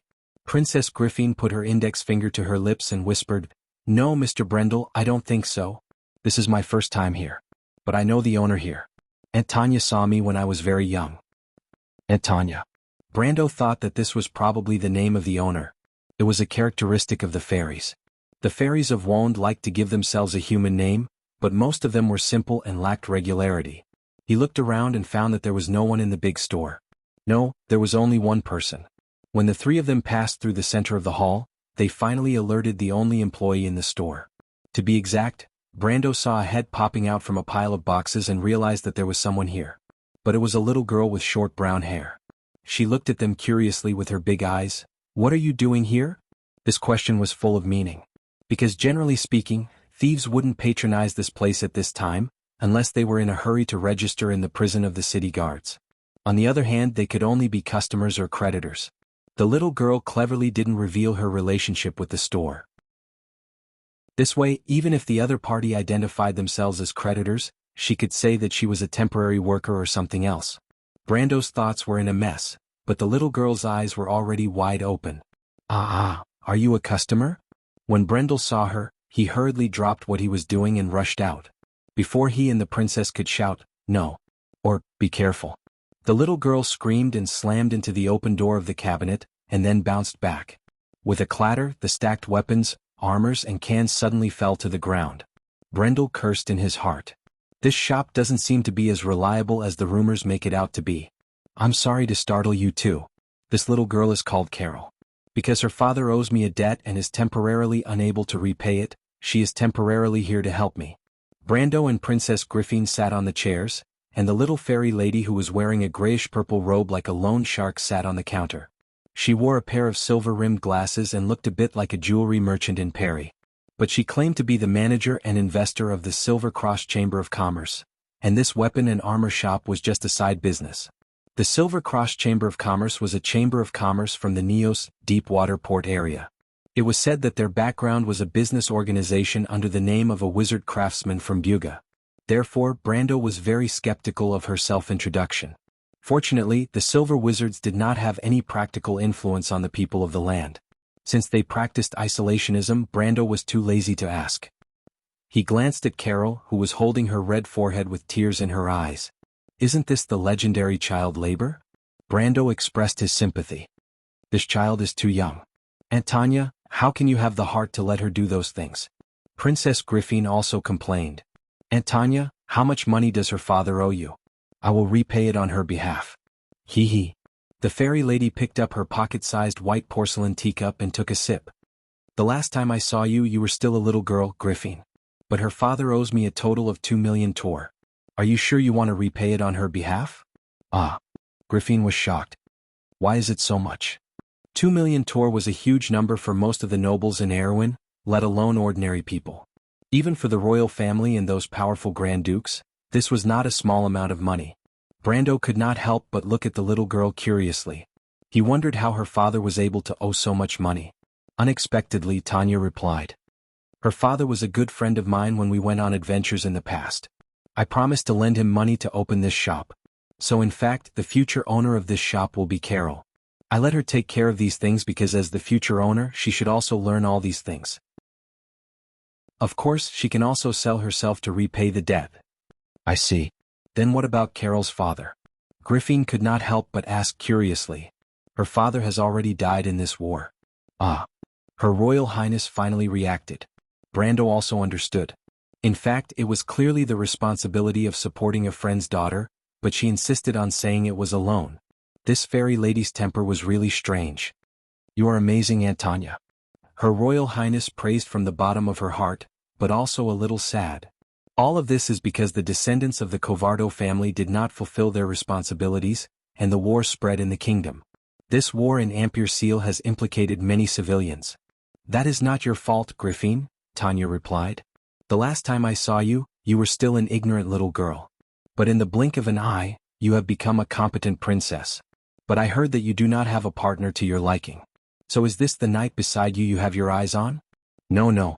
The princess blushed and hurriedly denied it. But then she explained. Although Mr. Brando is indeed my knight, it is not like what you think, Aunt Tanya. The fairy lady smiled but did not say anything. Brando suspected that she was deliberately teasing them. Fairies have always liked to play pranks. In all kinds of legends they have a good reputation for fooling stupid people. And now this Aunt Tanya was obviously enjoying it. But she quickly became serious. The fairy lady turned her head and looked at Brando curiously. You're Brando? Brendel suddenly felt a chill run down his spine, but he still nodded his head. Tanya asked curiously. I heard that you saved Ampere Seal. Are you the hero of this port? That? I don't think so. Your grandfather owes me a holy sword. Presumably you did not know? Is that so? Brando was stunned. What? He shouted, wondering why he suddenly had a debtor. Looking at this pace, it can't be the legendary story of the son paying the father's debt, right? Don't tell me you don't know the weapon of the Earth Sword Saint. My grandfather's weapon? Brando was slightly startled and suddenly remembered the sword of the Earth Sword Saint. It was a mythical weapon called Meteor. It was said to be a replica of the legendary blade that split the earth, the Fang of Sirius. The Fang of Sirius was the sword of the hero of the mountain people, Kula. The myth of the mountain people drifted away from the epics of the Cruise people, but Kula did exist in history, and he had an adventure with the Azure Knight. This piece of history was not widely spread, but the Fang of Sirius was quite famous. Legend has it that the mountains of Alkash were split open by this sword, forming a rift in the earth. The Fang of Sirius in the language of the mountain people was originally Sirian Lida, the sword that split the earth. In a sense, this sword was more famous than Kula himself. And the reason why the Earth Sword Saint Darius got his name was because of this. Brando couldn't help but look at Her Royal Highness. Unexpectedly, Princess Griffin nodded to him with an embarrassed face. Mr. Brando, I'm sorry, I almost forgot. Your grandfather's sword was given to him by Aunt Tanya when he was young. That guy also promised me that he would exchange a real holy sword for my sword in the future, but he didn't keep his word. Aunt Tanya complained like a child, but fortunately his grandson is now a grown-up. Damn, it's really a story of the son paying the father's debt. Wait, what do you want to do? Brando shouted. He suddenly felt that the biggest mistake he made today was coming here. He originally wanted to repair his equipment, but he didn't expect to meet a debtor. There was definitely something wrong with this story. Don't worry, I won't really ask you to find a holy sword. That was a wish of mine when I was young, but now my adventurous thoughts have faded. The fairy replied generously. Even if you want me to find one, I don't have one. Brando replied in a bad mood. He did have a genuine Haurangaya, which could barely be regarded as a holy sword, but it was a sword that he found with great difficulty. Asking him to use it to pay off his debt was simply unthinkable. He couldn't help but curse in his heart. For others, it was all kinds of good things to recognize a powerful relative. Why was it that when it was his turn, he either provoked an enemy or a creditor? What kind of detestable things did Sword Saint Darius do when he was alive? Regarding Brando's bad attitude, the fairy didn't care. Instead, she said to Carol, Carol, can you go to the house and help me take out that box? Ha! It's the one with a ring of gems on the lock. Oh. The little girl, who was still in tears, obediently ran to the back. However, no matter how you look at it, Brando looked like this profiteer-like fairy trying to find a way to get rid of the person in the way. Sure enough, she turned her head and said, Griffin, Mr. Brando, I want to ask you to do me a favor. Aunt Tanya, what's the matter? Before Brando could answer, Princess Griffin had already spoken. I want to ask you to help me find something. Aunt Tanya, those legendary holy swords have long disappeared in the current era. This is no longer the era of the War of the Holy Saints. Princess Griffin couldn't help but smile bitterly when she heard what she said. Obviously, she had some understanding of this aunt's eccentric temper. That's not necessarily true. The fairy looked disapproving. She put down her teacup. The real glorious era is just about to begin. But let's not talk about this first. I'm not asking you to help me find a holy sword or anything. Princess Griffin was slightly startled. Aunt Tanya, what are you looking for? This is actually the reason why I came to Ampere Seal. And I don't have to find that thing. I just want to take a look at it. This can be said to be my lifelong wish. Brando saw the disapproving look on the princess' face and knew that this old fairy must have had a lot of lifelong wishes. Maybe she said the same thing when she gave the sword to his grandfather. "And Tanya, so what exactly are you looking for?" "The azure lance. I heard that it's hidden somewhere near Ampere Seal." "Ah, isn't this even more ridiculous than looking for the holy sword?" This was the only thought in Brando's mind at that time. P.S. Since it's Cuso, then I'll just recommend the game Lucretia. Although it's just a doujinshi game, the quality is really high. I think I played it half a year ago. I suddenly remembered that I was about to write about a mysterious magic shop, so I decided to play it for a bit. If you like this work, you're welcome to come to Chidien. Come to vote. Your support is my biggest motivation. Chapter 659. The Azure Lance. "Aunt Tanya, where did you get this information?" Brando saw that Princess Griffine was suddenly nervous, and her body was as taut as a bowstring. She asked carefully. "It came from a guess." Tanya pushed the frame of her glasses up. "I accidentally found something and it inspired me." The princess breathed a sigh of relief and sat back down. I see. The fairy was dissatisfied. "Shouldn't you be asking what inspired me?" "No. I'm sorry, I was too surprised." Princess Griffine corrected herself, not knowing whether to laugh or cry. She didn't care at all. She only cared about whether the news of what happened under Ampere Seal that day had leaked out. But the fairy's temperament was just so eccentric, and she knew very well that if she didn't go along with her temper, there would be no end to it today. So she had to pretend to be very interested and asked, "So Aunt Tanya, what exactly is it? Is it the documents that were lost before the era of the Lost Radiance?" "Of course not." Tanya was startled. "The documents before the Tower of Babel collapsed are long gone. That's everything that countless wizards have been searching for their whole lives. How could I possibly find it?" She put her finger to her lips and reminded them with a serious expression, "You must not joke about this. Have you seen the anger of the silver folk?" "I understand, Aunt Tanya. So what exactly did you find?" Princess Griffine asked helplessly. "You'll understand in a moment." Brendel saw that the princess exchanged a look with him, telling him to wait for a moment. He could roughly understand the princess's mood at the moment, but contrary to what the princess expected, he was not in a hurry at all. On the contrary, he also wanted to know why the fairy was so sure. He had a vague feeling that this might be the original quest line about the Azure Lance in the game. At this time, Tanya clapped her hands. The little loli had already moved the box out from the back of the hall. Brando originally thought that the so-called jewel-encrusted box was the size of a jewelry box, but then he found that he was wrong. It really was a box, and it was about 2/3 of Carol's height. The little loli had to expend a tremendous amount of effort to pull it out. She was so tired that her face was red. Tanya stood up. Standing on the exhibition platform, she was only as tall as Brando's shoulder. She then spread her wings, which were as thin as a cicada's, and flew onto the box. Brando saw that the crystals inlaid on the box were actually defensive spells. The fairy lady placed her finger on the crystals, and the spells lit up one by one and then dispelled themselves. Only then did she fly up and pull the iron ring on the chest to open it. "What is this?" After the box was opened, the princess's eyes were attracted to the things inside. There were 3 black metal discs, 1 big and 2 small. However, Brando's eyes narrowed slightly. He almost immediately stood up from the chair, but he bit the tip of his tongue hard to calm himself down. The sharp pain immediately woke him up. This was the Great Earth Slate. It recorded the creation epic of the Cruz people, a sacred object in the original text of the Pale poem. Legend has it that it recorded the text that analyzed all the secrets of the mortal world. In the future, it caused a bloody wizard war because of it. This was the root of the world's disputes, and now it had appeared in front of him again. Although the Great Earth Slate was called a slate, it was actually this kind of metal disc with a special texture. Among them, the lowest grade was black like black iron, and the higher grade was similar to gold and platinum. But no matter which type, the box was filled with the Great Earth Slate. He suddenly understood. No wonder this fairy lady of unknown age claimed that she had found something that could prove the whereabouts of the Azure Lance. Legend has it that the Great Earth Slate recorded all the secrets of the world, and if what she found happened to be the part related to the Azure Lance, then it did not seem difficult to come to this conclusion. "I don't know what these things are." Tanya patted the metal discs in the box as if they were treasures, and at the same time looked up to explain to Princess Griffine, "I and a group of adventurers unearthed them from some ruins in the north of the Gorse Plateau.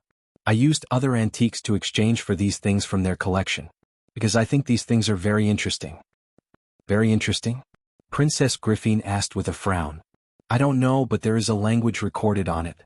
After I checked the literature, I found that it is very similar to a certain ancient language of the Cruise people.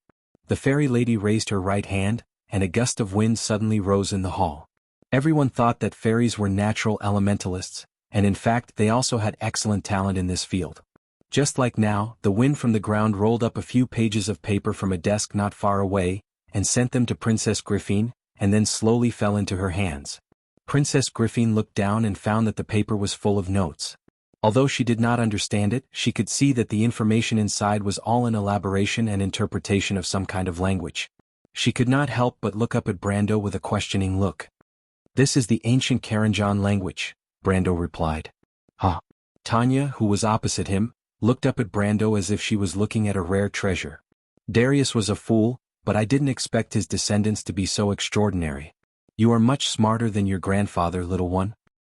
It's not intelligence, it's just knowledge, my lady, Brando replied snappily. More or less. In my opinion, knowledge is also a part of wisdom. The reason why most mortals are muddle-headed is because they can't see through their own destiny. Only those who have true wisdom can control their own destiny. Do you agree, little one? Tanya raised her head and asked. She stood on the box and was not even as high as Brando's shoulder, but when she said these words, she had her own momentum. Mortals could only see such an aura from the prideful adepts. Although adepts controlled the power of magic, they still held the power of wisdom in high regard. Knowledge changes fate, that was the inscription on the silver tower. Brando more or less confirmed the identity of the other party. Her Royal Highness was still looking at the notes page by page. She did not fully understand it, but it did not prevent her from understanding the meaning of the above with her own intelligence and wisdom. She asked, does these words have anything to do with the Azure Lance? Could it be that this tribe of Cruz's people once safeguarded the Azure Lance? No, Brando shook his head. The Caranjan clan has nothing to do with the Azure Lance, but the documents recorded in a similar language on these stone tablets are related to the Azure Lance. These are not stone tablets, the fairy reminded from the side. She also used her hand to flick the metal discs. Clang clang. But Brando ignored her and said to himself, this is the ancient epic of the Cruz people, the language of the Pale Poem. With a crash, all the manuscripts in the hands of Her Royal Highness slipped to the ground. Tanya's movements also froze there. In the vast land of Wonde, in the long river of history, the legend of the Pale Poem of the Cruz people had been passed down from mouth to mouth since an unknown time. No one had even seen the text of this magnificent epic. Legend has it that it was first recorded on a stone tablet, and later scattered in Tolad, the White Plains and Homan, and then only fragments of history were left. In the Dark Ages, the ancients gathered together the fragments of history and carried them through the wilderness. This was the first history of the civilization, and the history book after that was stored in the library of the Holy Cathedral of Fire, but it was said that 1/3 of it had fallen into the hands of the silver wizards of Buga. But these were actually fakes that had been translated by the sages. The real Pale Poem had neither a beginning nor an end. It began at the beginning of the universe and ended at the end of the world. It recorded all the secrets of the mortal world, and the iron, gold, and silver people could not understand more than 1/10,000th of it. You said this is the original text of the Pale Poem? The fairy jumped up from the box as if she had been pricked by a needle. But she immediately calmed down and looked at Brando suspiciously. How do you know? Of course I know, Brando replied.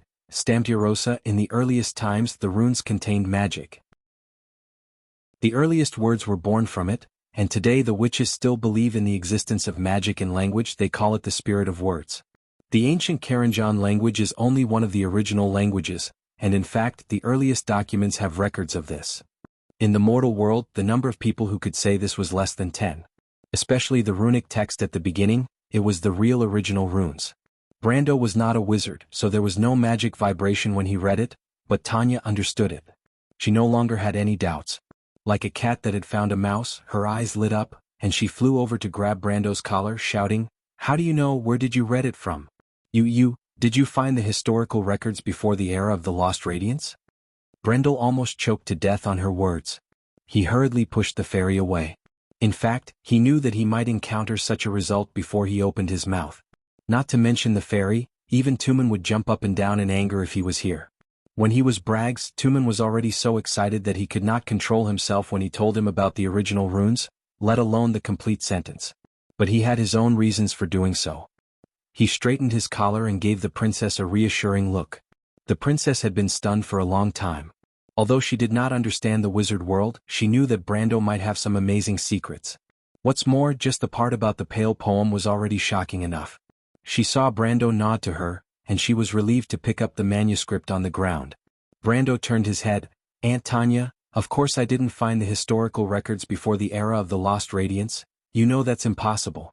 But I just happened to have some research on the original runes." "Some research, that's all."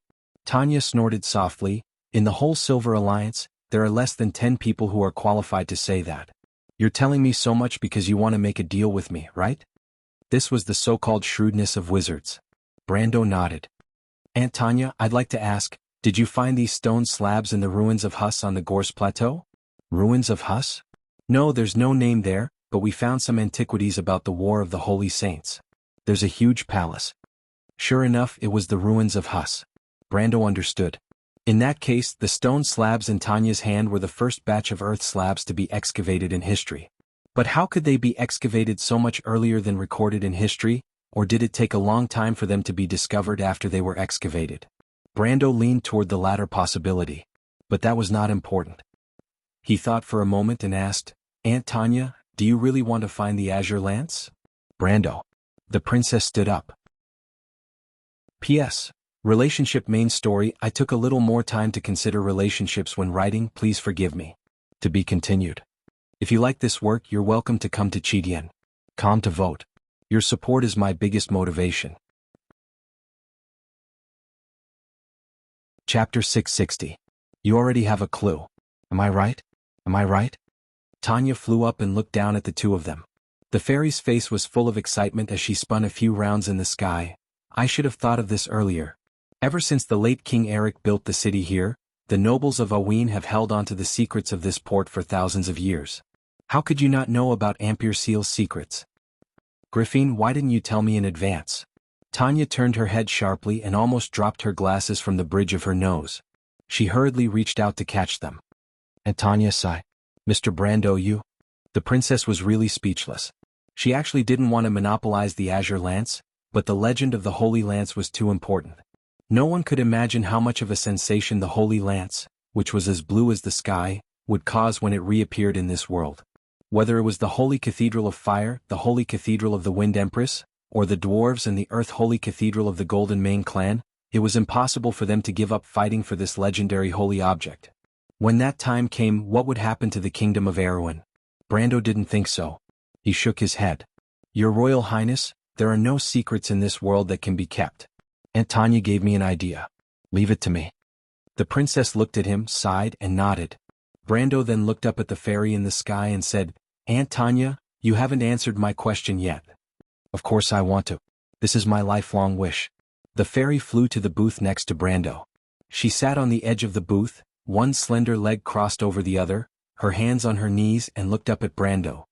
"Speak, little guy from the Cataloso family, son of the sword Saint Darius, what do you want from me?" "That's my grandfather," Brando replied snappily. "More or less. I don't know your father.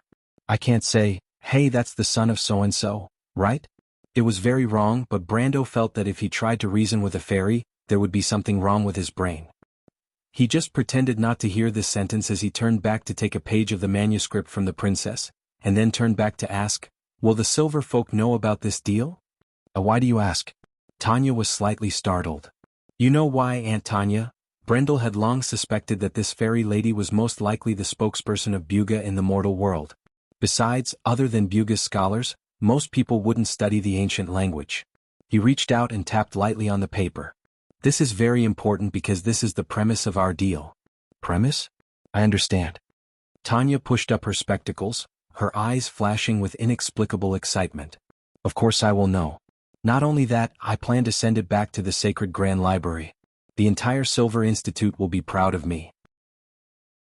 Think about it, the Silver Alliance hasn't been this lively for at least 60 years. Hearing her say this, Griffin on the side wanted to interject several times, but she frowned and held it in. Brando sensed the princess' concern and decided to get to the point quickly.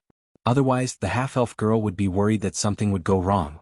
He said, "But there's one thing. What if this spear has an owner beforehand? Of course it has an owner. This owner is the legendary. Wait, Tanya turned back and frowned. The eyes under her eyebrows were grayish-blue, like light sapphires. Could it be that the royal family of Erwin has already gotten the azure spear? Or does it already have a new owner? Don't you know, Miss Tanya? Those sacred objects that have appeared in ancient legends as vast as the stars, when they reappear in this world, they all have their own missions. They each symbolize the beginning or the end of an era, so if the azure spear appears in Ampere Seal or Erwin, it proves that it has chosen someone. Brando looked at the little fairy. He thought that she would definitely know about this legend. Of course Tanya knew, but she only just remembered. She stretched out her finger and tapped her small chin. I see. So, the azure spear wasn't discovered by the former royal family of Erwin? In fact, it was discovered by Mr. Brando, Aunt Tanya, not long ago in the war. Princess Griffin replied. I know that. Those annoying demons, I heard that they unearthed the Titan Colossus and didn't intend to return it to the Silver Institute. Tanya nodded. But it turned out to be so recent. That's easy. Just like you said, holy relics all have their own will. If the little guy from the Cardelloso family was the first to discover it, then its choice would be the people around you. If not, then it would mean that it had already foreseen that you would be meeting me today. Do you understand what I'm saying? Brando certainly understood. What the fairy meant was that if the people around Brando couldn't make it recognize a master, then it had already foreseen that Tanya would bring it back to the Silver Alliance. He thought for a moment and felt that it was a good idea. If the Holy Spear didn't belong to Erwin, then leaving it in this small kingdom would only bring disaster to Erwin. But if it was handed over to the Silver Alliance, it would be different. Who would dare to have any ideas about the Buga mages? Besides, the Bugas would also owe Erwin a favor because of this matter. This was undoubtedly a solution that satisfied both sides. Even the princess understood the hidden meaning, but she still had some doubts about the conversation between Brando and Tanya. Although it was said to be the legendary azure spear, it was still just a tool. Was it really that efficacious? But whether or not the Holy Spear stays in Erwin, the Silver Institute will get the news through you, right? Brando asked again. Tanya thought for a moment and nodded. Well, it's impossible for me not to report such an important matter. She glanced at Brando again and frowned. How do you seem to know how we do things? Brando smiled slightly. Have you forgotten that I've also learned the primordial runes? The fairy suddenly understood. How could mortals have the opportunity to come into contact with the knowledge of the Silver Institute? If Brando had learned from those mortal wizards, he would have learned some crude magic at most. So she took it for granted that Brando's knowledge inheritance came from Buga. She couldn't help but ask, "Little guy, who's your teacher?" "I'm a Highland Knight, have you forgotten?" "According to the rules I can't say." Brando replied. "You're a Highland Knight?" Tanya had been completely fooled by Brando. Her small eyebrows straightened and then frowned. "Oh yes, that idiot Darius is also a Highland Knight. I almost forgot." "Forget it, let's skip this question." Brando laughed in his heart. The split between the Black Tower Wizards and the Silver Institute was a stain on the Silver Alliance. Although the timeline was very long ago, both sides had forgotten the old hatred and formed different inheritances. But as a rule, in order to not cause disputes, both sides would not talk about each other's history in depth. Tanya, who had accepted Buga's inheritance, was no exception. This allowed him to get away with it, so he continued, "So, Miss Tanya, you should admit that if the news of the Azure Spear's existence in Erwin spreads further, what will happen?" Hearing this, Griffin also pricked up her pointed elven ears. Obviously, this was the part that Her Highness the Princess was most concerned about. Tanya put one of her legs down and stood up from the stand. She wrapped her arms around herself and rested her chin on her fingers, lost in thought. Obviously, she understood what Brando was going to say. Once the news of the Azure Spear's existence in Erwin spread, it would definitely attract covetous eyes. Of course, if it were those petty thieves, she could easily deal with them. But the problem was far more than that. Whether it was the Holy Cathedral of Fire or the Holy Cathedral of Wind, it was unlikely that they would let go of this opportunity. She glanced at Brando and asked calmly, "If you can say that, you must have a card up your sleeve, right? This is the content of our deal." Brando had indeed premeditated since long ago, ever since he discovered the identity of this fairy lady, otherwise he would not have said these things. "Tell me about it." "If it's the first situation, the Azure Spear will be sent to Buga. Naturally there won't be a problem. But you have to declare that the Azure Spear is indeed in your hands, and can't cause trouble for Erwin. Is that okay?" Brando asked. He glanced at the princess, and the half-elf girl nodded at him to show her support. Of course not, that's fair. Tanya thought for a moment, and as an elder, it's not worthwhile for me to take advantage of you. I'll even compensate you. Brando smiled and did not refute. Then what about the second situation? How about I rent the azure spear to you? He immediately heard Her Highness the Princess cry out softly. And Tanya's eyes lit up at once. You're so cunning. The fairy lady could not help but exclaim and then said to the half-elf girl, Griffin, where did you find this guy? In my opinion you'd better tie him up quickly. Aunt Tanya. Princess Griffin was a little helpless, but also a little curious. What exactly is it that deserves such praise from you? I'm not praising him, Tanya replied snappily. The Silver Society's interest in the Azure Spear is limited to research. You know, the Silver people's interest in ordinary things has gradually faded in their long lives. Only those ancient secrets can attract our attention. So we won't take possession of this spear at all. That guy knows this and that's why he rented it to us. It's said to be a loan, but he's letting Erwin of Buga take the blame. And speaking of the loan, Tanya suddenly stared at Brando. You're not going to charge us rent, are you? Isn't this a matter of course? Brando asked. And this is just one of the deals. Before that, we agreed to take you to the Azure Spear. Aunt Tanya, shouldn't you pay for it again? He replied. The fairy lady felt that she had met the most black-hearted businessman in history. Of course, she did not know that this kind of businessman was called a player. She glared at Brando but heard Princess Griffin laugh. Brando has a point, doesn't he, Aunt Tanya? Of course you think he has a point. The fairy lady snorted. But it doesn't matter. Overall, I'm the one who has the advantage. Tell me, what do you want? If you like this work, you are welcome to come to Chidian. Come to vote for me. Your support is my biggest motivation. Chapter 661. Tell me, what do you want? As soon as the fairy opened her mouth, Brando showed a satisfied smile. Because at least at this point he knew that his goal was already half complete. First, we need an environment that will allow us to complete the deal. Brando replied. What's that? Tanya asked warily, staring at Brando suspiciously. Little guy from the Cataloso family, you're saying more and more new words, but I always feel like you're up to no good. Of course he was up to no good. But how could Brando say that out loud? He shrugged. That's not it, but Aunt Tanya, you also know that after the war, Amberlight is a mixed bag of good and bad people, especially the spies of the Holy Cathedral of Fire and the northern nobles, who are closely watching our every move in the city. Among them, those northern nobles, you know what kind of forces are behind them. The fairy quickly flew up. Brando's words just happened to point out one of her worries. She circled in the sky a little irritably and muttered, The Holy Cathedral of Fire and the cultists are indeed troublesome. Especially the Holy Cathedral of Fire, although they don't have much power, they're annoying like flies buzzing around. Brando blushed with shame. In his opinion, only the Silver folk would dare to say that the Holy Cathedral of Fire was like a fly. But in terms of their hatred for this force, the two of them were the same and reached a consensus. Of course, we'll completely clean them out so that they have no reason to establish themselves in Amberlight. Before Brando could finish, he was interrupted by Tanya. Wait, you don't want us to help you regain control of Amberlight, do you? As everyone knew, Amberlight was an autonomous port promised to the Holy Cathedral by the Erwin royal family. Today, with the rise of religious power, the Holy Cathedral more or less occupied such land in the various kingdoms under his rule. In fact, the nobles of Erwin had been coveting Amberlight for a long time, but no one was as bold as Brando. Brando looked back at Princess Griffin, only to see her mouth slightly open, looking at him in surprise as if she was seeing him for the first time. But this was nothing, Brando thought. This was just the beginning.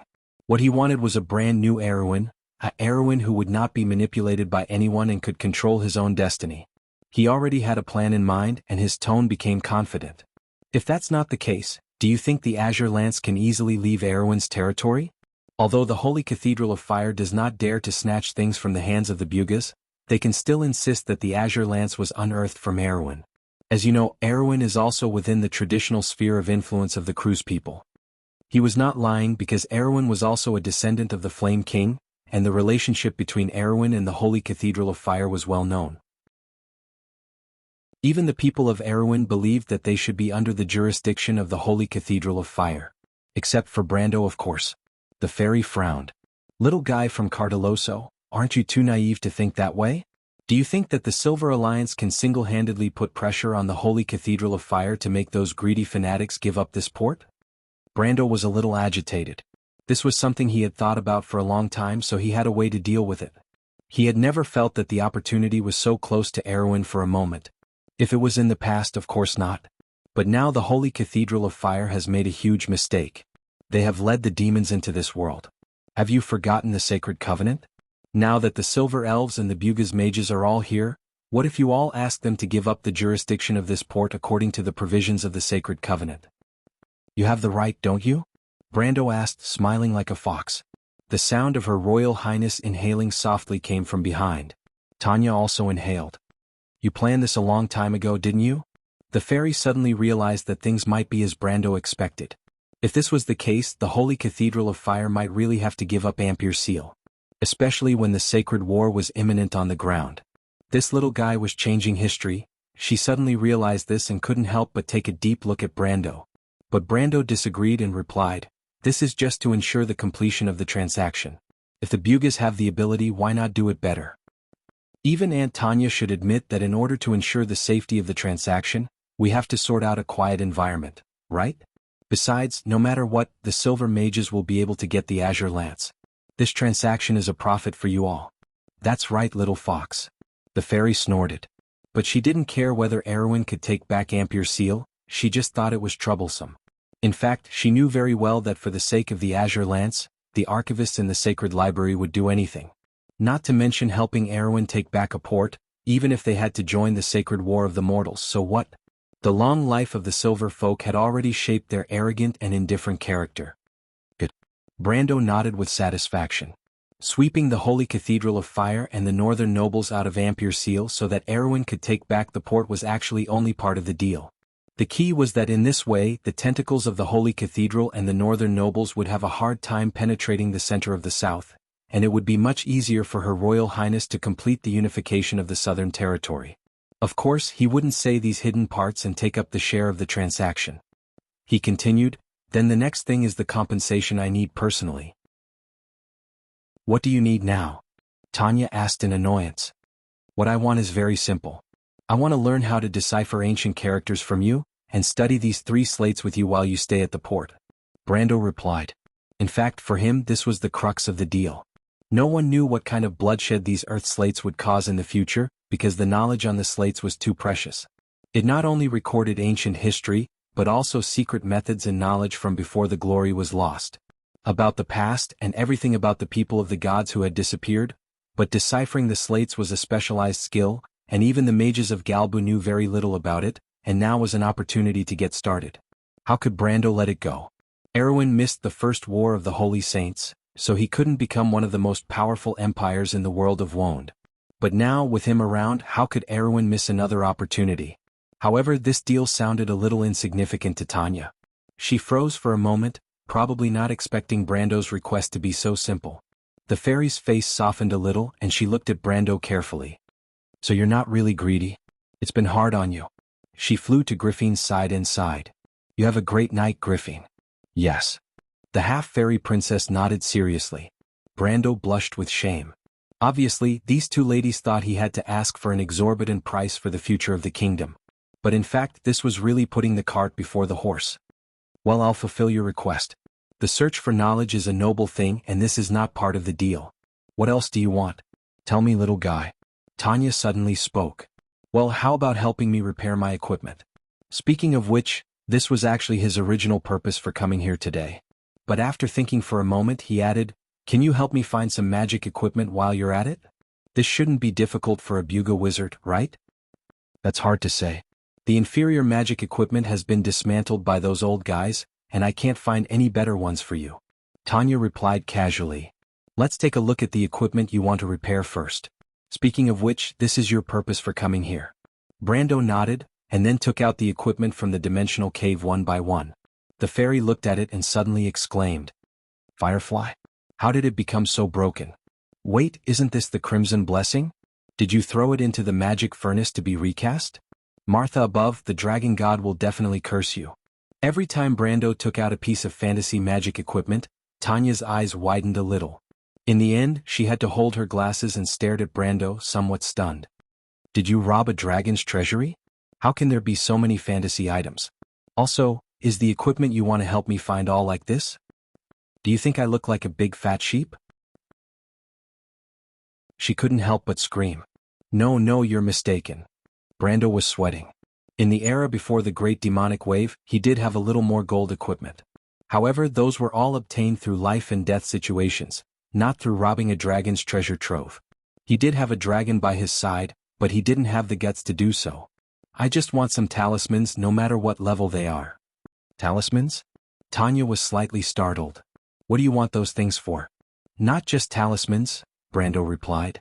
Aunt Tanya, I need some talismans that can increase a person's physical and mental strength.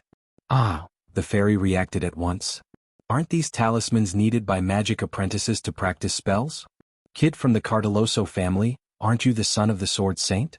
That's my grandfather. Brando explained patiently. And I also have the identity of an elementalist, but it's not for practicing magic. I'm not interested in becoming a wizard for the time being, but it's very important to me, Aunt Tanya. The fairy raised her eyebrows. I see. Do you want it now? No hurry, let's wait for things here to come to an end. Brando thought to himself that it was time to make some trouble for the Holy Cathedral of Fire. P.S. There were some problems with the network when I updated last night, so I posted it together today. 2 updates. In addition, this month's outbreak starts tomorrow, and this outbreak may last until the end of the month. Please prepare the tickets. To be continued. If you like this work, you are welcome to come to Chidian.com to vote for me. Your support is my biggest motivation. Chapter 662. Outside the window, green and dreamy vines hung down. The sunlight flooded the windowsill and the room was quiet. The female knight, Nia, sat by the bed and peeled the oranges one by one into the crystal plate on the bedside table. Then she carefully looked at the delicate sleeping face on the bed. In her heart, the lady was probably the most beautiful person in the world. The words noble and kind seemed to be specially created for her. Few people outside knew what was happening inside Yenbao. Since the sword throne was broken, the struggle for power in the family had not stopped for a moment. The collateral branches all thought that the current head of the family, the current Earl Yenbao, should be responsible, but everyone knew that it was just an excuse. The source of the struggle was the Earl's younger brother, who was called Dear Baron Dahl by the outside world. But it was not a full of praise, especially when Yenbao led the people to mention it. They all gnashed their teeth. About a month later, the Earl's youngest son was poisoned to death at the revival ceremony. It was later proven that he was just paying for someone else's life. The gluttonous little guy slipped into the kitchen, and his body was found with a little maid. There were some things that Nia did not dare to tell Dilfrey, but she felt that the clever lady could more or less guess something. If she had not watched the old master become more and more haggard day by day, the lady would not have rashly gone to the south. She stared at the pale face in a daze, the thick eyelashes drooped gently, and the lips were as red as cherries, dotting the snow-white skin. Over the past few days, Miss Dilfrey had only been awake for a limited time, but every time she asked if there was any news from the family. The female knight looked at her weak appearance, and several times she almost could not hold back her tears. The lady could not stand up and had lost the ability to use magic for the rest of her life. She was recognized as a genius in Yenbao when she was a child. What kind of power made her accept this so calmly? The female knight looked at her sword. The reason why she was called a knight was that her ancestors had been blessed by the Earl of Yenbao, but the lady might have her own choice. At this time there was a soft knock on the door. Miss Nia. It was the maid's voice. The female knight seemed to be startled and replied with some shame, Please keep your voice down and come in. The lady is still resting. The door was pushed open and the maid's expression was somewhat ugly. But she still bowed and greeted first, Miss Nia, there's someone outside who wants to see you. Nia didn't notice her expression. All her attention was on her young miss. She asked without turning her head, Is it Her Highness or Miss Amandina? No, Lady Nia. Before the maid could finish, a voice rudely interrupted her. The voice was a mix of excitement and pride, and it was as high-pitched as a male duck quacking. Ha, Amperseal is not small at all. I wonder what the capital is like. What's wrong, little Nia? You can't even recognize me after a few days? Akel? The female knight shuddered as if she had found this name from hell. A look of disgust appeared on her face. She stood up and subconsciously reached for her sword. However, just as she grabbed the hilt and guard of the sword, The man outside had already pushed the door open and walked in. To be exact, it was just a young man. His dark brown curly hair was very beautiful, but it contrasted with the pale skin underneath. His lips were so thin that they were almost inhuman. He had a pair of eyes that shone like black glass, with deep eye bags and wrinkles around them. It was obvious that he had been drinking too much. The youth had a mysterious smile on his face as he stood by the door. He was wearing a purple woolen coat with silver edges. His 2 hands were in a pouch and there was a cane hanging from the crook of his arm. The tip of the cane was inlaid with a lion's eye.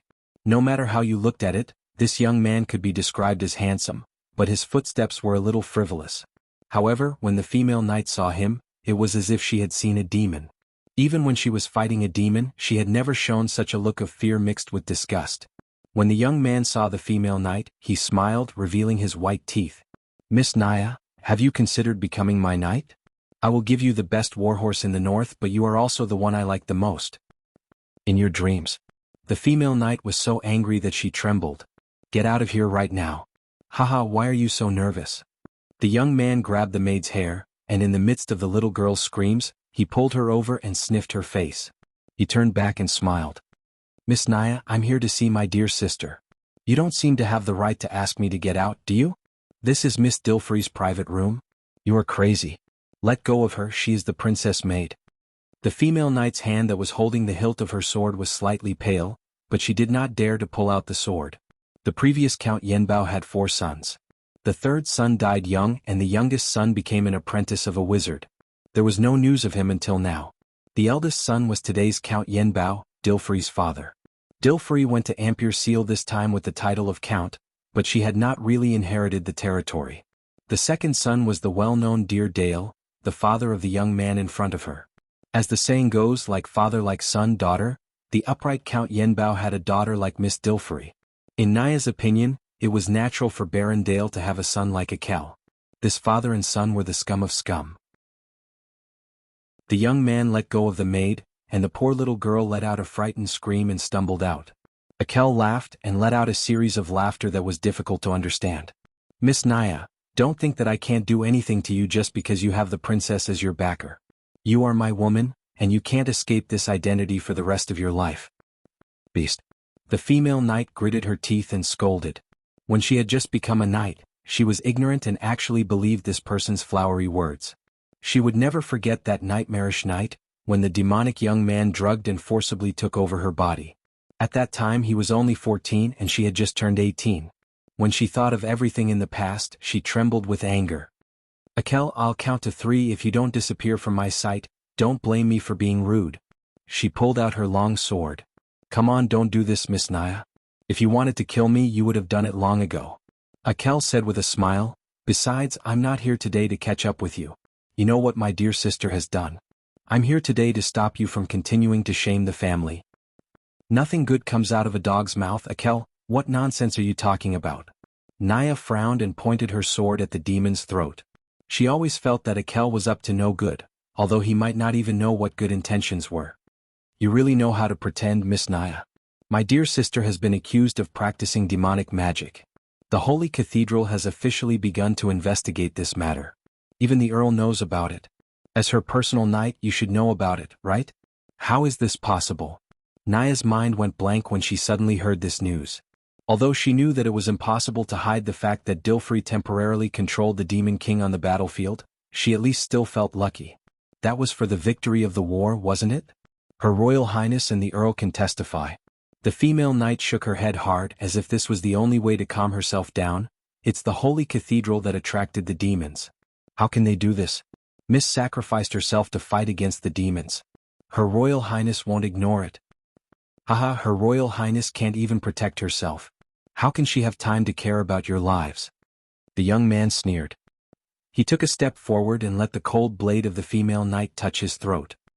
He replied without changing his expression, "Naya, I'm sincere to you. Believe me, only I can protect you and your young lady. Don't fight against me anymore." The female knight's expression changed. You actually have designs on Miss Dilfrey? She's your sister." "She's my cousin." The young man corrected her and at the same time replied coldly, "Miss Naya, don't refuse a toast only to be forced to drink a forfeit. Don't come any closer, demon." The female knight's whole body trembled. The young man snorted coldly. At this time, the door was opened again, and a tall man shrouded in a gray cloak came in. The man was wearing a hood, and the shadow under the hood completely covered his face. It was like a dark void. When he spoke, his buzzing voice came from the void. It took some time to deal with that knight. After all, he's a gold rank expert. Be careful, my dear sister has brought 3 of the most powerful knight in the territory. Deal with that woman first. Be careful not to hurt her. The young man turned his head slightly and ordered, his voice cold and without a trace of emotion. Understood, the man replied with a buzzing voice. He turned his head to face the female knight. Naya suddenly gasped. She saw that there was no shadow under the hood at all. There was nothing. It was a blank space. What did you do to Ronan? She roared and slashed at the mysterious man with her sword. In her impression, other than her, Ronan, and Yvette, there were no other experts in Yenbao who had stepped into the gold rank. But the person in front of her gave her a cold and terrifying aura. It was not like the power of elemental power, but more like the cold aura of death. Or it should be said that there was no sense of life. It was like a void. Before she could slash with her sword, she suddenly felt a terrible shock explode in her spiritual world. Naya had never experienced such a terrible power in her life. It was as if a sharp awl had been nailed into her brain, causing her to scream and kneel on the ground with her hands covering her head. The female knight's shrill screams made the young man frown.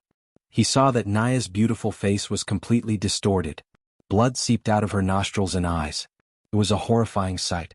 Then the tall man walked over and slapped her on the back of the neck, causing the female knight to tilt her head and faint. Don't you know how to be gentle with women? The young man asked impatiently. There's no 3rd gold rank human in this house. I don't have to hold back. The man replied with a buzzing voice. All right, the young man waved his hand impatiently. Drag her out. I have something to talk to my dear sister alone. The tall man bowed respectfully before carrying the unconscious female knight out of the house. Akel looked back and smiled coldly. He closed the door and came to Dilfri's bedside. To be continued. If you like this work, you are welcome to come to Chidian. Come to vote for me. Your support is my biggest motivation. Chapter 663. My dear sister, how long are you going to pretend to be asleep? The young man tilted his head and stood beside his cousin's bed. He looked at her for a while before answering with a smile.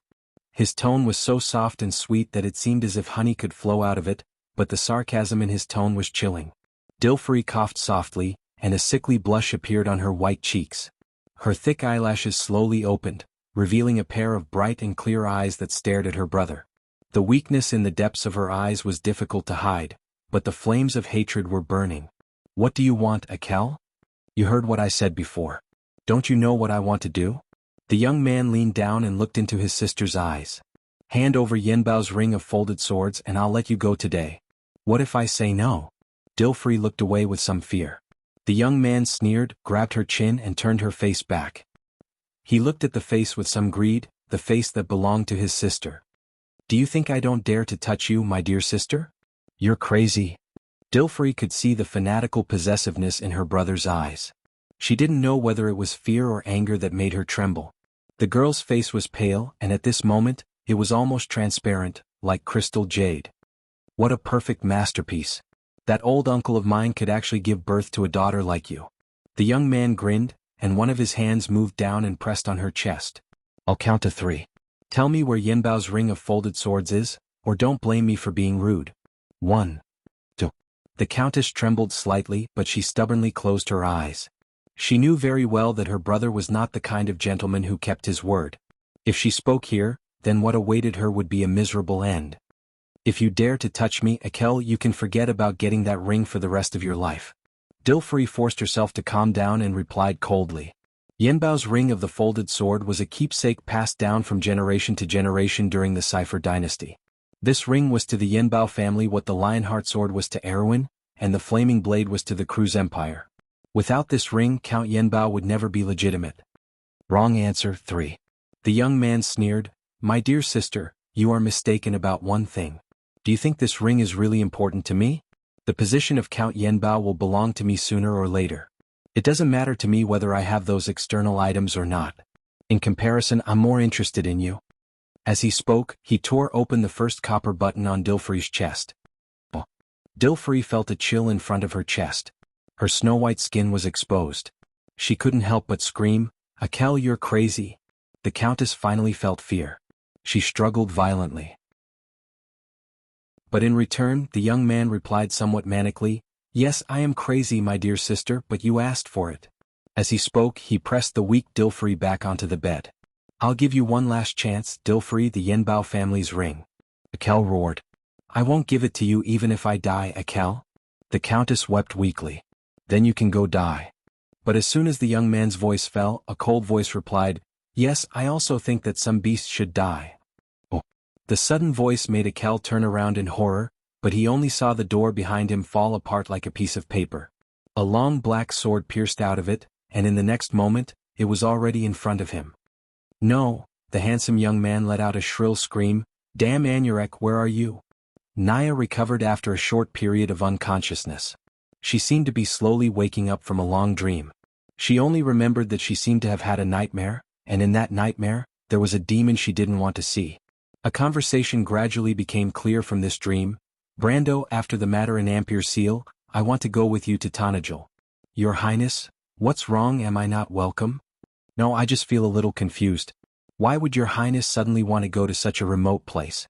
"To be honest, if I could, I would rather stay in Ampere Seal. Because I have a best friend who was secretly abducted back to the territory by a lord. She is my best friend and she was injured because of me. I have to go and see her." The man's voice suddenly coughed awkwardly. Two voices came from afar. The female knight was stunned for a moment before she realized that it was her Highness and the Count. "So the Count is already awake?" she thought, then subconsciously got up and wanted to go out to greet them. She was a little confused as to why she suddenly fell asleep. But when she moved slightly, she found that her hands were tied behind her back. In fact, her whole body was tied behind her back to a pillar. Naya suddenly woke up, and everything that had happened before seemed to immediately return to her memory. "Miss Dilfrey." The female knight couldn't help but call out in a low voice. She suddenly opened her eyes and saw that the door in front of the hall had been pushed open by Brando and her Highness. She immediately saw the maid beside them. And Brando saw the female knight tied behind her back at a glance. Of course he still remembered this cow knight. When he first met Dilfrey, he had even exchanged blows with her once. He remembered that the other party should be called Naya, Dilfrey's personal knight. But what's going on? His face immediately changed. What the hell is going on? Her Highness also turned around and questioned the maid. Before they entered the courtyard outside, they saw the maid standing outside with a pale face, but when they asked her what happened, she couldn't answer. He and Princess Griffin realized that something was wrong and hurried over. They didn't even knock on the door and directly opened it. They didn't expect to see such a scene as soon as they opened the door. Brando rushed to Naya's side, helped the female knight untie the ropes on her body, and then took off the cloth ball stuffed in her mouth. Naya felt that the foreign object in her mouth was gone, and before she could catch her breath, she immediately shouted to Brando, "Mr. Brando, quickly go and save Miss Dilfrey." "Where is she? What happened?" Brando's face changed.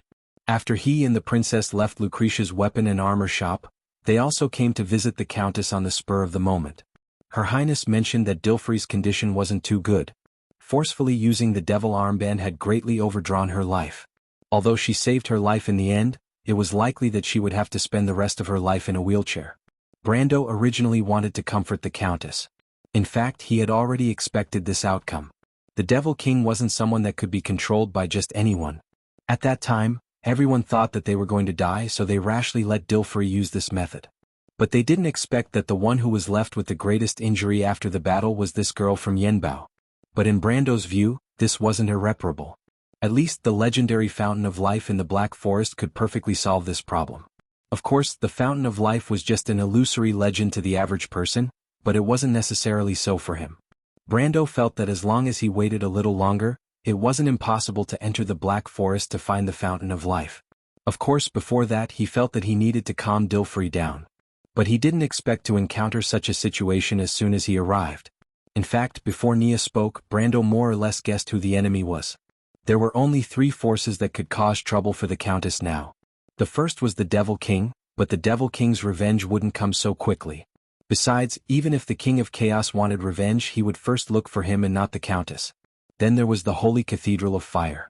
But using demonic spells could be a big or small matter, and the Holy Cathedral of Fire obviously wouldn't slap themselves in the face at this juncture. Besides, they wouldn't use such underhanded means. Kidnapping a noble? If word got out, the Holy Cathedral of Fire could close down in the future.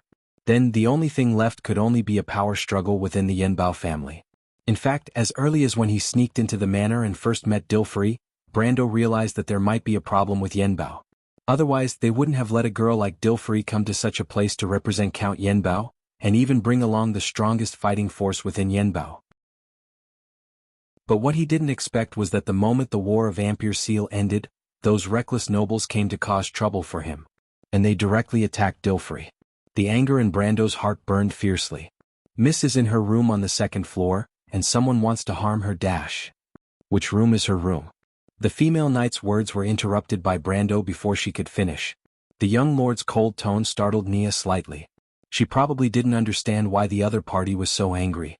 In her opinion, Brando was one of the culprits who caused Dilfrey to become like this. She didn't have a good impression of Brando, but now she had to answer weakly. "She's in the third room from the left upstairs, Count. Please hurry up and help Miss." Before the female knight finished her weak words, Brando's Haurangaya was already out of its sheath, and the dark blade reflected a slight chill in her heart. She could feel the murderous intent emanating from the young lord, and in the next moment, Brando disappeared in front of her. Cruz's Flash Strike Sword Art. Brando was using Flash Strike Sword Art. He swung his sword backhandedly at a pillar on the second floor's suspended corridor, and cut it in half along with his sword. Then he passed through it and landed steadily on the corridor. The door to Dilfrey's room was already in front of him. But it was at this time that Brando's sharp hearing allowed him to hear the last conversation between Akel and Dilfrey. It would have been better if he didn't hear it, but once he heard it, Brando almost went crazy. Is this still a human? Although he already knew some of the unbearable rumors about Erwin among the nobles, he couldn't believe that he could do such a thing to his sister as an elder brother. Whether it was the half of Brando's soul that was a modern person or the heart of a simple young man from Bucci, he absolutely couldn't accept it. His heart was cold, and he probably only felt this angry when he saw what Grodin did in Abbey's castle. The element of space solidified with its owner's anger, and before Brando could even draw his sword, a white frost bloomed in all directions with him as the center. Brando swung his sword forward. The door suddenly fell apart, and then he saw the inexplicably shocked face. Although handsome, it was as ugly as a demon. P.S. Today's update is here. We'll continue tomorrow. Looking for votes. To be continued. If you like this work, you're welcome to come to Chidian.com to vote. Your support is my biggest motivation. Chapter 664. Brando broke the door open with his sword, and the sturdy oak door was reduced to sawdust that fluttered in the air like butterflies. His black coat was like a rose that bloomed in the middle of a cracked wooden board. The petals extended forward, and a cold blade pierced out from the center, pointing directly at the noble young man on the bed who had one hand on the countess' neck. Kel probably never dreamed that someone would suddenly break in. His face was full of shock and he shouted angrily, "Damn you, Anurek, where are you?" The next moment, a black shadow pierced straight at him, but Brando had already guessed that there might be someone else in the room when he heard the young man's angry roar. He subconsciously pulled back the sword in his hand. Ding! There was a sharp sound that made one's teeth ache. Brando felt that the Haurangaya had blocked something. He squinted slightly, and only then did he see that it was a transparent long sword that shone like an ice crystal. "Get out of my way!" With a furious roar, the crystal sword pressed forward against the Haurangaya's blade, and it was about to cut Brando's wrist. But the Haurangaya was pushed forward, and a majestic force was released like a landslide or a tsunami. Instantly, the crystal sword that was as thin as ice was bounced away. Brando felt the gray shadow retreat, and then he saw that the person who held the sword was wearing a gray cloak that reached the floor. It was like a nightmare under the hood, and the black smoke was so dense that he couldn't see the person's face clearly. The ghost roared, and his muffled voice was filled with shock and anger. He probably never dreamed that this young human in front of him would have such terrifying strength. He didn't know that Brando was equipped with the Ghost Knight's crystal, and his strength was naturally one level higher than those of the same level. Moreover, it was a miracle that he reached the peak of gold at the age of 20. And Brando was the creator of this miracle, and he didn't intend to give the other party any chance. His long black coat was pulled back in the fluttering wood shards, and another ray of black light slashed at the strange person. Flash. Sword. The ghostly figure screamed strangely, as if it recognized Brando's swordsmanship. It had already been swept back to the bed by Brando's sword earlier, and now it had no choice but to raise its crystal sword to parry. However, when the two swords clashed, there was a heart-palpitating shattering sound, and countless patterns instantly spread out from the crystal. Brando did not say a word and continued to move forward with the Howran Gaia in his hand. The next moment, the gleaming sword in the gray-robed man's hand suddenly shattered into countless pieces and exploded. The monster screamed as it realized that there was an insurmountable gap between it and the young man. At the last moment before the blade touched its body, it raised its head and sent out a spiritual wave that was almost visible to the naked eye, piercing straight into Brando's brain. Mental attack. The speed of the spiritual wave was extremely fast, and the distance between the two of them was extremely close, leaving no time or space for Brando to dodge. The moment Brando reacted, this mental attack had already pierced into his mind. Unfortunately, the ghostly figure had obviously targeted the wrong person this time. Brando's willpower attribute had reached a terrifying number after being strengthened by the blood of God. After the lightning core was implanted, it was even more heaven-defying. Thus, the willpower barrier created by it could even be immune to most spells, let alone spiritual attacks. When the ghostly figure's spiritual attack collided with Brando's willpower barrier, it was as if it had collided with a 1,000 millimeters thick steel plate. Brando felt that someone was spying on him in his willpower domain, and he could not help but sneer in his heart. He coldly watched as the spiritual wave seemed to have collided with an invisible wall and shattered into pieces. Then the resulting backlash swept back at 10 times the speed. Brando glared at the other party coldly. The ghostly figure suddenly let out a shrill scream. It held its head and shook it wildly. However, it was of no use. Everyone present heard a crisp crack sound, and then the monster's head exploded like a glass ball. Brando secretly cursed. He thought that he would see the legendary scene of the brain exploding and blood splattering all over the room. Of course, it did not matter to him, but don't forget that there were a few ladies here. Who knows, maybe his name would spread throughout Ampere Seal. But he did not expect to see the monster's head explode like a crystal ball in the next moment. Pieces of crystal flew in all directions like blades, piercing the whole room. Brando hurriedly activated the conflict halo, and the pieces of crystal collided with the magic shield and flew in all directions. In the end, he did not end up exploding into a hornet's nest. On the other hand, the young nobleman named Akel was not so lucky. He was watching the fight in the house with a shocked expression. Who would have thought that his subordinates would turn into a suicide attack? When countless crystal shards exploded, he was almost completely in front of Dilfrey, shielding her with his body. So the end result was obvious. The moment the crystal shards exploded, hundreds of steel needle-like shards pierced into his entire body, riddling his handsome face with holes. One of the shards even pierced his eyeball, causing his right eye to flow out of its socket like a lump of rotten meat. Akel, who was covered in blood, seemed to be stunned for a moment before he reacted. He immediately held his face in his hands and screamed miserably on the bed. That shrill scream was like an animal sent to the slaughterhouse, making people shudder. Dilfrey, who was pressed on the bed, did not know where the strength came from. She took the opportunity to push this guy away and struggled to jump off the bed. But she forgot that she could not walk at all. She fell off the edge of the bed and hit the floor hard. With a muffled thud, the Countess cried in pain. Brando's heart ached when he saw this. He hurriedly walked over and pulled Dilfrey behind him. The Countess' face was pale and she was trembling. She did not even realize that the buttons on her clothes were all open, revealing her naked body. She did not even have the strength to hold on to Brando's sleeves. If it were not for Brando supporting her, the girl would have collapsed to the floor at any time. "Are you okay, Mr. Brando?" Dilfrey seemed to have experienced a nightmare. The tears on her cheeks had not dried, but she could not say a word. "Don't be afraid. I'm here." Brando comforted her. He looked at the bloody man who was wailing on the bed. In fact, Akel had completely dyed the sheets red. Some strips of cloth stuck to his wounds and tore open new wounds, causing more blood to flow out from the wounds. Soon this guy lost his strength and screamed miserably. He trembled on the bed as if he was afraid of touching any small wound. His wailing gradually turned into painful whimpers. It was obvious that this guy was not going to live. However, Brando did not have the slightest sympathy in his heart, especially when he saw Dilfrey like this. He was so angry that if he could, he would go up and cast 2 more healing spells on the guy so that he could enjoy the taste of pain before he died.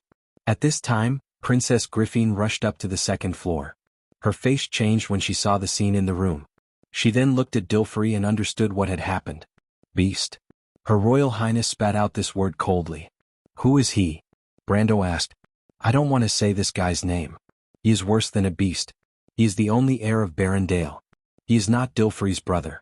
You should know who this guy is. Princess Griffin looked coldly at the sobbing bloody man on the bed, then turned to look at Dilfrey with a gentle gaze and comforted her. Dilfrey, are you okay? The Countess was still strong in front of Brando, but when she saw her childhood playmate she finally couldn't help but cry. Her Royal Highness hurriedly held her, comforted her gently and threw a look at Brando. How long are you going to hold her? The meaning of that look was. Brando was slightly startled. Let me take her to change her clothes. You made such a big scene here, the Coast Guards will be here soon. Do you want Dilfrey to be seen by outsiders like this? Her Royal Highness whispered. Brando then realized and hurriedly helped the Countess, who was crying, into the princess' arms. Then he glanced at the young noble on the bed who was almost exhausted. Previously he attacked out of anger and did not think so much, but now he realized that the scene was a bit difficult to clean up. However, this fellow reaped what he sowed. Otherwise he would have left him alive and asked him what was going on first. Now he killed a noble for no reason, and he didn't even know why the other party was here. But what really puzzled Brando was another thing. He couldn't help but take another look at the room. What are you looking at? Noticing his gaze, Her Royal Highness asked sharply. But Brando shook his head. He had some guesses in his heart, but he was not sure. He pointed to the bloody man on the bed and asked, Nothing, what about this guy? Please leave it to me, Count, Your Royal Highness. A cold voice interrupted. Brando and Her Royal Highness turned around and found that Nia had come up. The female knight looked at the two of them with pleading eyes. Brando saw the pair of eyes full of hatred and anger and couldn't help but be slightly startled. He hesitated for a moment but finally nodded. About 5 minutes later, a final wail came from Dilfrey's room, and then the sound stopped abruptly. The actions of the Coast Guards were obviously much slower than Her Royal Highness expected. At least before they appeared, the Countess had finally changed her clothes. Brando saw Dilfrey in a wheelchair with Princess Griffin. The Countess obviously hadn't been freed from the previous nightmare. Her two hands clutched the shawl tightly, as if she could get some comfort from it. But at least she could speak normally. The pale Countess looked up at Brando and whispered gratefully, Mr. Brando, thank you. It's nothing, so what's going on? Brando asked. He didn't believe that the bastard came from Yenbao just to rape his sister. Besides, he also heard Akel ask Dilfrey for something. He had a vague guess, but he didn't dare to confirm it yet. You heard it too. The Countess blushed. She never dreamed that she would let Brando see such a shameful scene. It was a shame to the family. My brother, he came to me for the ring of the sword protector. That's not your brother, he's just a beast. Princess Griffin was still angry. The ring of the sword protector is an honor given by the royal family to the family of the sword protector. That guy wants to rely on such a shameless means to get it? It's outrageous. Brando nodded. He was not surprised. Erwin's nobles were only left with such nonsense. It was just that Dilfrey's brother's means were too despicable. To use such means on a woman, especially his own sister, such a person was just wasting food in this world. Why is Yenbao in such a mess? He asked. This time, Princess Griffin answered for him. It's normal. The sword protector is broken. Some of the demons and ghosts that usually hide will definitely take the opportunity to jump out and stir up trouble. If they don't do so, it'll be suspicious. The half-elf girl replied coldly as if she was used to such things. She was indeed used to it. Not only that, she had experienced it herself once. In the face of supreme power, kinship was just a veil that could be easily torn. No, Brando shook his head. I mean, could it be that Count Yenbao, Miss Dilfrey's father, has lost the ability to control the situation? If I remember correctly, Dilfrey, you took away the 3 strongest swordsmen of Yenbao, but your father should still have a private army in his hands, right? If Count Yenbao still had a little bit of control over his territory and subordinates, that guy wouldn't be so arrogant. Brando did not finish some of his words, but the princess and Dilfrey understood his subtext. If Count Yenbao still had power, Akel would not have dared to come to Amberlight and attack Dilfrey so brazenly. Although Dilfrey and Princess Griffin were only girls, both of them were born in noble families and were well aware of the rules of nobility. They immediately reacted, but Princess Griffin was the first to react. Her face changed and she asked anxiously, Mr. Brando, are you saying that something might have happened to my father? You don't have to be so nervous, Dilfrey. Those guys could also be foxes trying to intimidate others. Princess Griffin shook her head and comforted her. The Holy Cathedral is making an issue out of you knowing demonic magic. I actually know about this. I originally thought that they wouldn't be able to cause any trouble, but I didn't expect that in a moment of carelessness. The Holy Cathedral is going to take responsibility for Dilfrey's demonic magic. It was the first time Brando heard this news and he was furious. The demons were summoned by the Holy Cathedral, and he was the one who gave the demon armband to Dilfrey. Dilfrey was the daughter of a count, but she couldn't even walk on her own because she knew demon magic. She sacrificed herself to save the entire port. Now those bald donkeys from the Holy Cathedral were going to make trouble for her? Brando took a deep breath and frowned. It took him a lot of effort not to immediately turn around and make trouble for the Holy Cathedral. He believed that Princess Griffin was not the kind of person who would sacrifice others for the sake of the big picture. He looked at Princess Griffin. The half-fairy princess sighed. This was not Archbishop Wood's idea. It was just those clowns who colluded with the northern nobles. What's more, the cause of the matter was also the fault of the cruise people. I originally thought that this was just a little trick they came up with to disgust us, but I didn't expect that it was misunderstood by some people. This some people was obviously referring to Akel and Baron Dahl. But Brando frowned. Was that so? Dilfrey, he suddenly asked, are you familiar with your uncle? Well, I'm somewhat familiar with him. He doesn't have a very good reputation outside, but it is said that he is a very capable person. He has always been at odds with my father, but according to the family rules of Yenbao, except for the Earl himself, the lower branches are not allowed to have private armies, so the conflict between him and my father is just to the extent that they don't want to see each other. Dilfrey frowned and replied. She was obviously thinking about something. Then do you know what kind of retainers he had before? Brando asked. I don't know, Dilfrey shook her head. I haven't seen the person Akel brought with him. Naya may know something. She knows more about the flow of people in the territory than I do. I asked her. Brando replied. But this time he put on a serious look. I'll ask you one last question, Dilfrey. What? Has anything strange happened in the Yenbao area recently, or has something like the Crystal Forest appeared? P.S. I have something to do today. I'll go out in a while. I'll continue tomorrow. If you like this work, you are welcome to come to Chidian. Come to vote for me. Your support is my biggest motivation. Chapter 665. This is a crystal cluster? Princess Griffin saw Brando turn the body of the man in the gray robe over, revealing a piece of amethyst-colored skin under the cut robe. She looked up silently and saw that the cut at the neck of the body was like broken glass. The whole body was crystallized and not a trace of blood seeped out. This is a crystal cluster. Brando stayed by the body for a while before replying. Some living creatures in magic crystals are affected by the moon of magic and distorted to form a kind of monster. This kind of monster is not common, and occasionally found in magic crystal veins and crystal forests. But it looks like a humanoid creature. Princess Griffin looked at the body quietly. And what does this have to do with anything? Mr. Brando, do you know what happened to Yenbao? She stood outside the door, not wanting to be stained with the blood everywhere in the house, although the beast's body had already been dragged out and disposed of. The Countess told the coast guards that a demon fleeing from the war in Amberlight had attacked her brother, and let the soldiers see the body of the man in the gray robe. When the people present saw Akel's tragic state, they could not help but feel sorry for him. Since such cases had happened in the port of Amberlight recently, no one suspected anything for a while. He was human when he was alive. Brando replied without turning his head. He picked up a piece of crystal shard. But it was the crystallization disease that turned him into this. Crystallization disease? Princess Griffin raised her head slightly and looked at him with her beautiful silver eyes. When I was learning the knowledge on the scroll, I saw such a case. Some creatures living in the crystal veins gradually went crazy, and crystals grew on their bodies. They became crazy and began to attack humans. Brando stared at the crystal shard, and the flowing light cast a narrow light spot on his face. This is the earliest case of the crystallization disease, and it happened in the wilderness of the Four Territories. This sounds like demonization. Her Royal Highness frowned and replied. This is demonization. Brando nodded but then sighed. Because of the abundance of magic in crystal veins, it is easier to cause magic corrosion.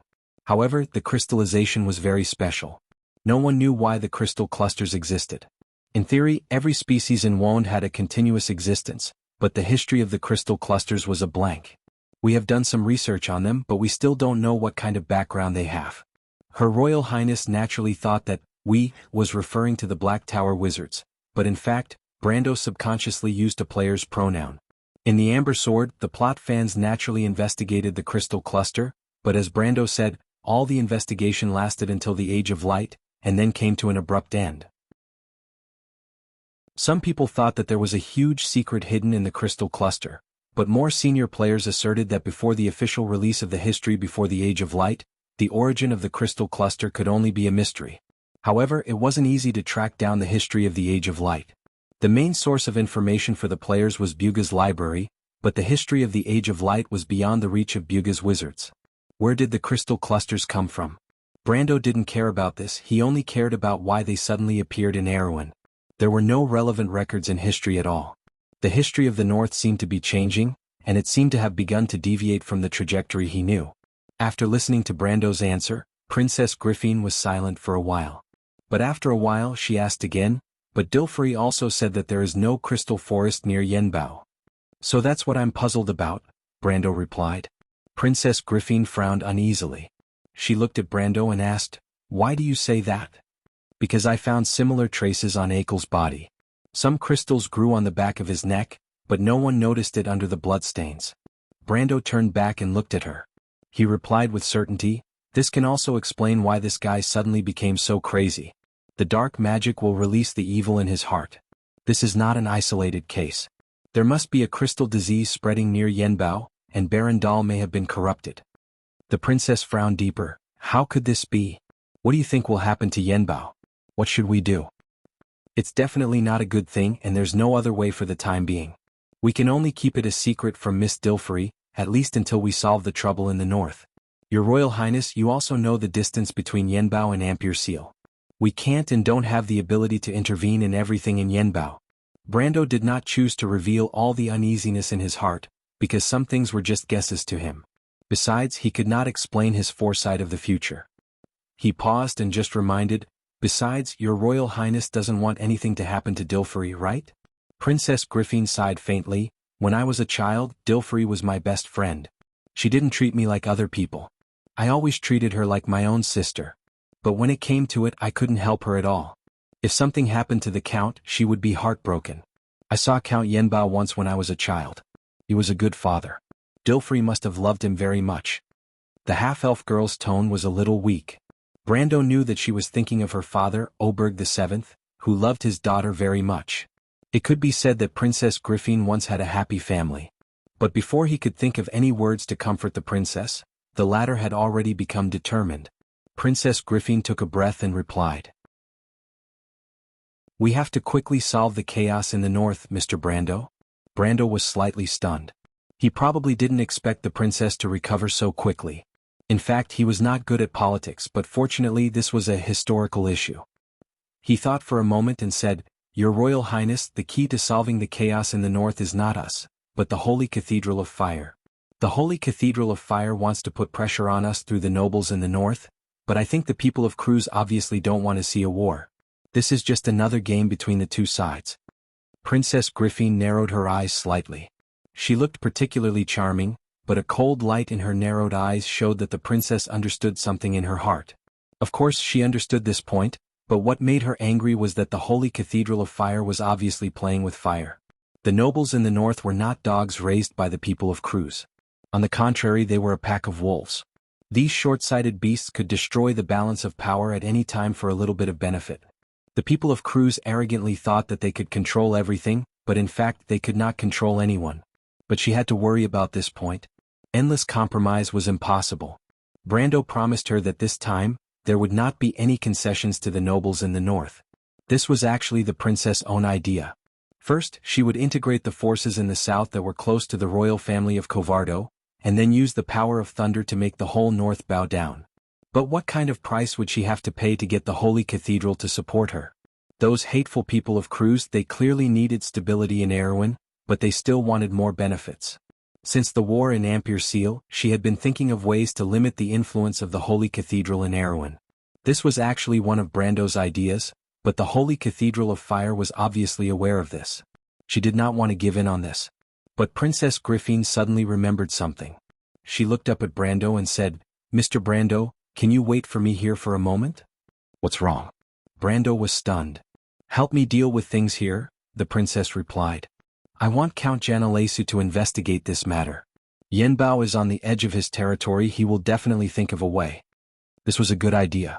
But Brando felt that the princess was hiding something, but before he could ask, the princess had already walked downstairs.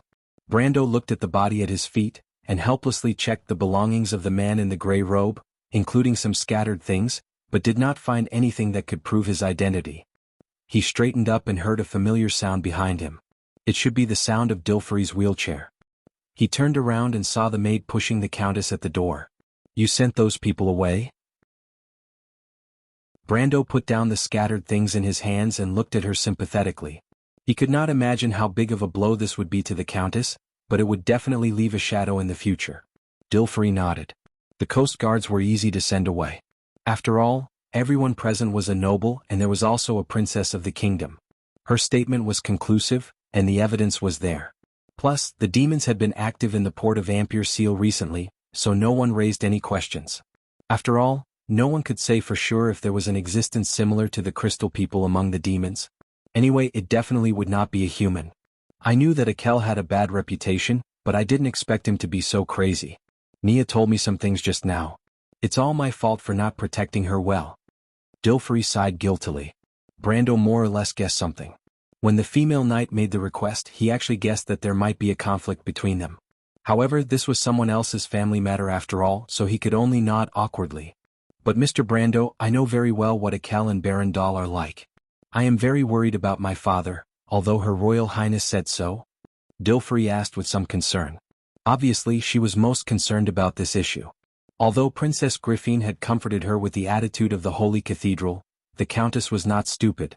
She thought about it and felt that Brando's guess was more likely. Otherwise, her brother would not have appeared in Amberlight. After all, Yenbao was still some distance away from this port. Judging from the time her brother set off, the war in Amberlight should not have happened yet, let alone these rumors. Brando looked at her and sighed, "Dilfri dash, you're going to lie to me again, aren't you?" Dilfri stared at Brando and whispered, "Mr. Brando?"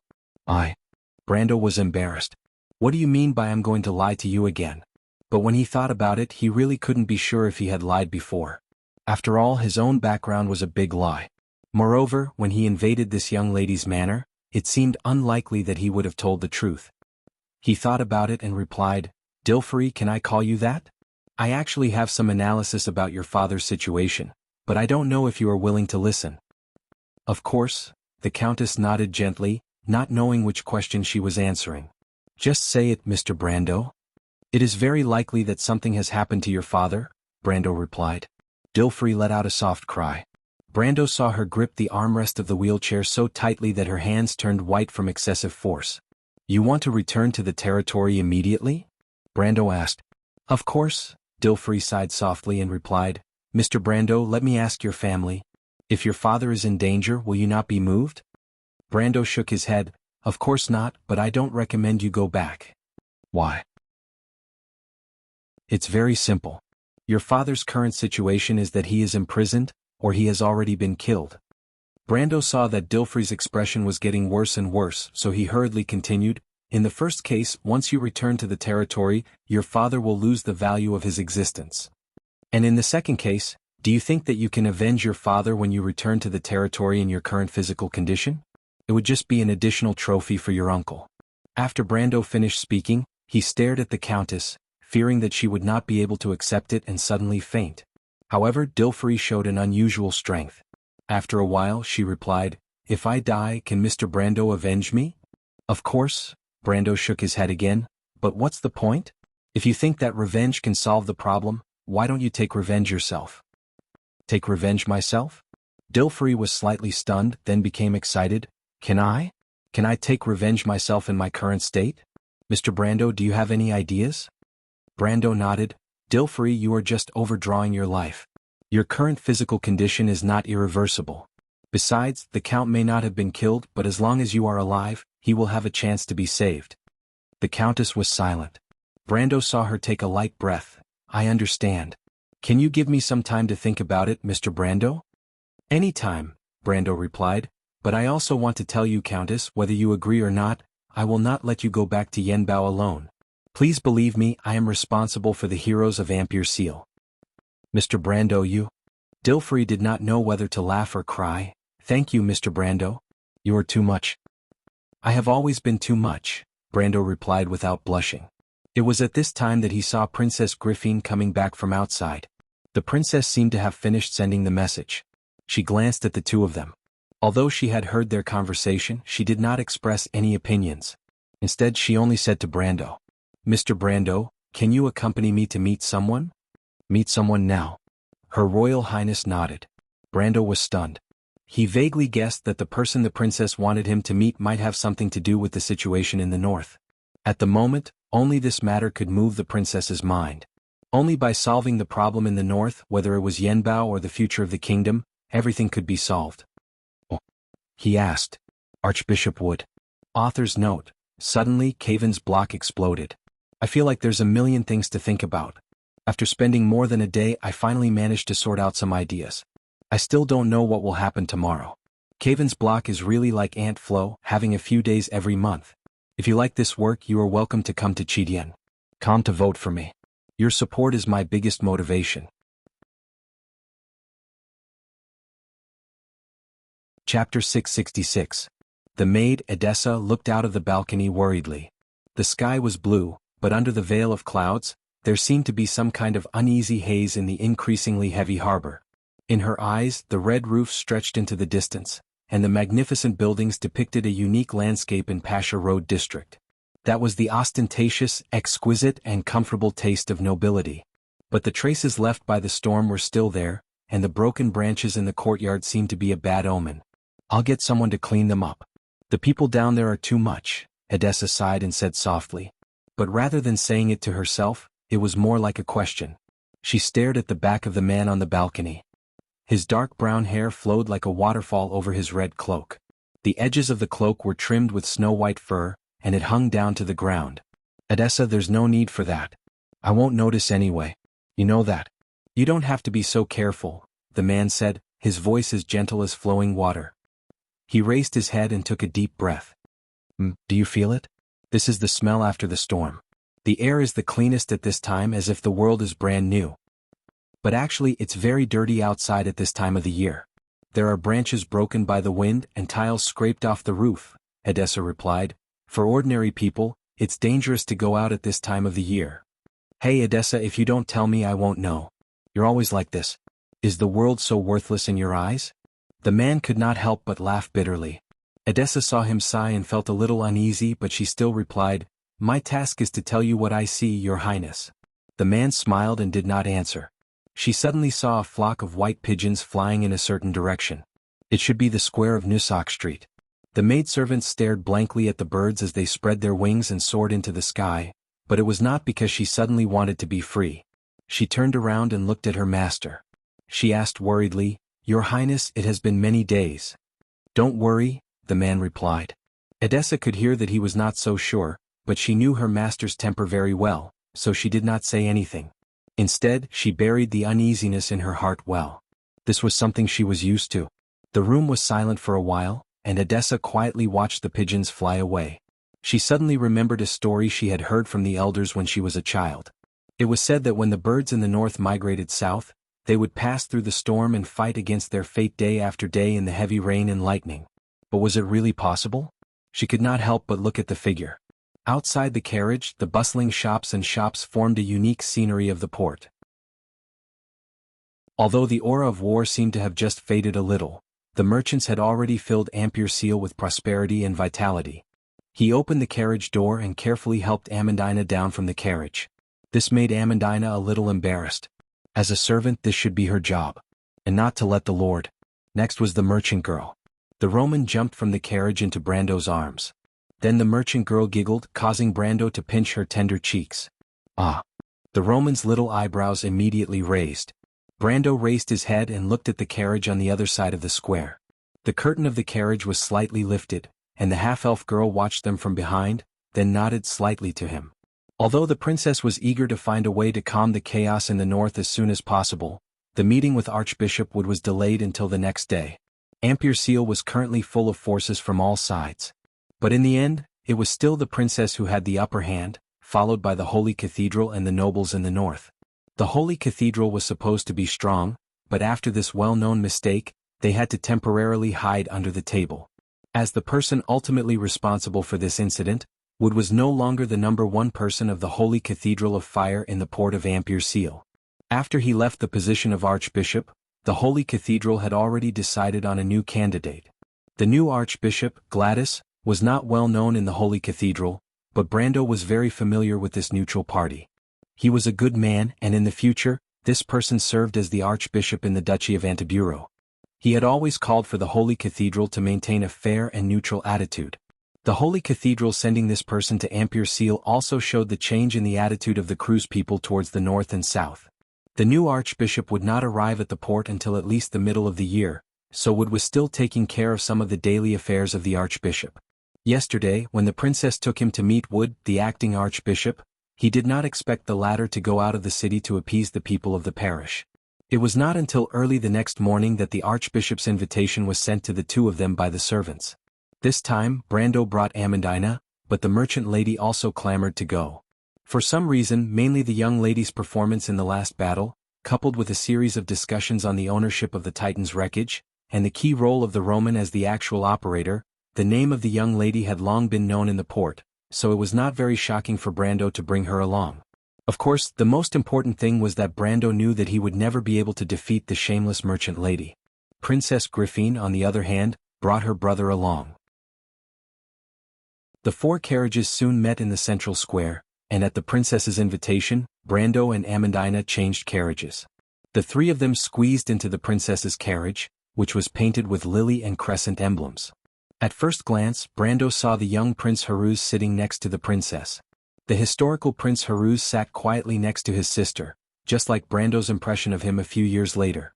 He was still a quiet and weak young man, or rather, a child. Both of his hands were cramped on his knees, his head was lowered, and the soft hair on his forehead almost fell to the collar on his chest. If it were not for the white shirt with the royal coat of arms and the lion-patterned sword, it would be hard to believe at first glance that this was the future king of Erewhon. Seeing her brother like this, Griffin could not help but sigh. In her opinion, Brando was bound to occupy an important position in the kingdom in the future. She originally wanted her brother to build a good relationship with the kingdom's important minister, first. In fact, she even hoped that Brando could become Haruz's teacher. This was not a fantasy. With Brando's current strength, he was fully qualified to take on this position. If he still needed to be modest, then no one in Erewhon except for an old monster from the Renaissance era like Tumen could say that they were qualified to teach this prince. But Griffin also knew that with her brother's performance, it would be difficult for him to enter the eyes of this knight. After all, the status of teacher and student were complementary. In her opinion, Brando did not need a royal student to show his status, but he was not willing to teach a good-for-nothing student to discredit himself. Of course, some people might covet this position because they wanted to curry favor with the royal family.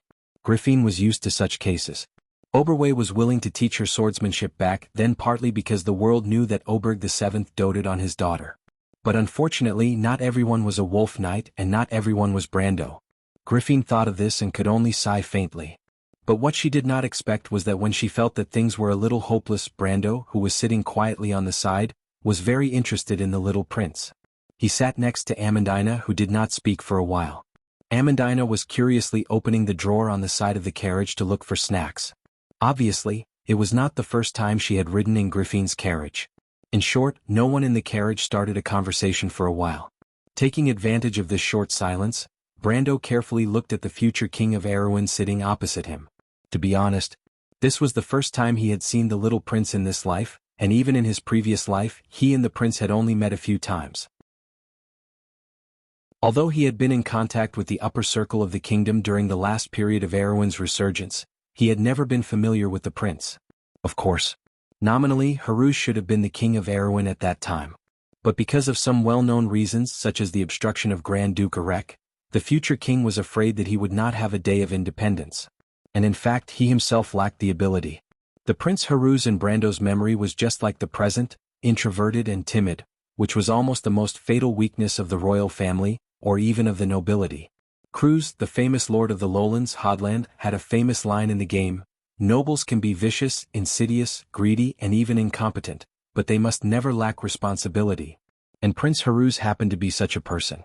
His temperament was said to be closely related to the new Queen of Oberg VII. This was only a rumor, but the palace struggle had more or less made the prince timid. Although Princess Griffine was the favorite of the old king, Brando knew that in the royal family, it had always been Cypher, the queen's side, who had the upper hand. In history, Prince Haruz did not wake up until his sister, Princess Griffine, was murdered. But it was too late. Later, Madara invaded Erewhon for the third time, and Erewhon was destroyed. After that, Brando left this sad place. Later there was a rumor that Eek and Yura's daughter, Ilara, reorganized the Erewhon rebellion. Some people said that Prince Haruz did not die in the fire when the capital fell, but was rescued by Buga the Cross, and later married Ilara. But these were all rumors and no one had seen it with their own eyes. Not to mention Brando, who was far away in Saint Tassol at that time. But history did not make Brando despise the prince. On the contrary, it only deepened his curiosity. He had read an article on the internet by a Erewhon netizen who introduced the prince. It was said that although Prince Haruz was shy and introverted, he was actually very outstanding in many aspects, especially in learning magic and swordsmanship. The article even hinted that the prince might be a chosen one. Of course, this was just a one-sided story for Brando. But it did not prevent him from finding out the truth. As far as he knew, Prince Haruz had been learning swordsmanship under the guidance of Princess Griffine since he was a child, but it was said that it had not been effective, which also made the princess very desperate. So where did the argument in the article come from? Or was it just to attract attention? Brando looked at Prince Haruz's hands, which were as white and slender as a woman's. He could not help but shake his head. This was not a pair of hands that had been using swords all year round, let alone the hands of a person with outstanding swordsmanship. As everyone knew, any talent came from hard training. Even a genius swordsman like Buga was the fruit of countless hours of training. There was no such thing as a free lunch in this world. Of course, Brando knew that his case was an exception, but he did not think that Prince Haruz was a transmigrator like himself. But did the little prince in history hate swordsmanship, or was he not good at swordsmanship? Which side was right? Brando sat in the carriage, but Haruz seemed to notice his gaze and retracted his hand in fear. "What's wrong?" The princess immediately realized her brother's abnormality and asked with some displeasure. The education of the royal family required their descendants to maintain a minimum appearance under any circumstances, and Haruz's behavior today was obviously a bit too much. She knew that her brother had always been introverted and afraid of strangers, but such a helpless look was too much. In particular, she did not want Haruz to leave the impression in front of Brando that everyone could be bullied. Seeing his sister become serious, Haruz was startled and stammered, "No, nothing, sister. Your Highness, the little prince is only 10 years old this year, right? At this age it seems too early to learn magic." Brando suddenly narrowed his eyes and said, "The nobles often let their children follow some famous court wizards to learn magic and knowledge, such as the chief court wizard Fleetwood, who died in the Battle of Ampere Seal, to Princess Griffine, and Garlock to the king's eldest son's other sisters. But in fact, all Won's magic eventually involved the extraction of the power in the sea of magic. Although the purpose was to weave the law, the dark magic would more or less affect the spellcaster, so most wizards were physically weaker. For the same reason, although most wizard apprentices began to learn related knowledge at the age of 4 or 5, they generally began to learn magic when they were adults. Or at least until the age of 13. But Brando found something interesting in Haruz. He was almost certain that this young prince had practiced black magic before. Author's note: I've written a chapter while I'm stuck, so I'm feeling better now, sob sob. If you like this work, you are welcome to come to Chidian.com to vote for me. Your support is my biggest motivation. Chapter 667. When the carriage's wheels rolled over the gap between the stone slabs, the carriage vibrated slightly and made a continuous rutting sound. The carriage shook slightly, but it was quiet for a moment. Princess Griffine seemed to understand Brando's question. Her silver-gray eyes showed a trace of doubt. Magic? Mr. Brando, Haruz hasn't started to practice magic yet. I intend to let him mature before I consider it.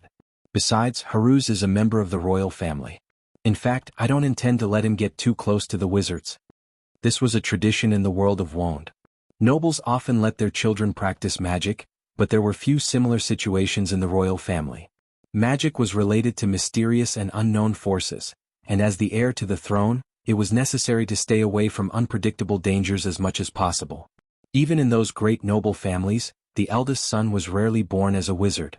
Even for Princess Griffin, Fleetwood was only her teacher in occultism, wizard etiquette and history.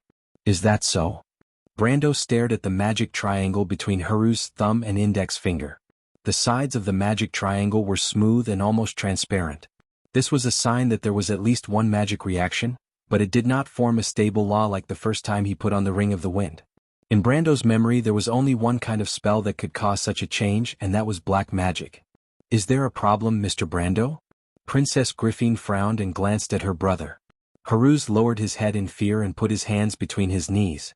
But Brando said flatly, "No, I just feel that His Highness' hands are more like a wizard's than a swordsman's. Most nobles have already started to practice swordsmanship when they are his age, right?" As he spoke, he saw His Highness Haruz look up at him in surprise. Brando saw that Princess Griffin was not paying attention, so he winked at the young prince. The latter quickly lowered his head as if afraid of being noticed by his sister. The princess did not notice this and she felt a little embarrassed. Haruz had indeed started practicing swordsmanship at a very early age. The problem was, how could she say that her brother was a good-for-nothing who lacked the courage to even hold a sword, let alone practice swordsmanship?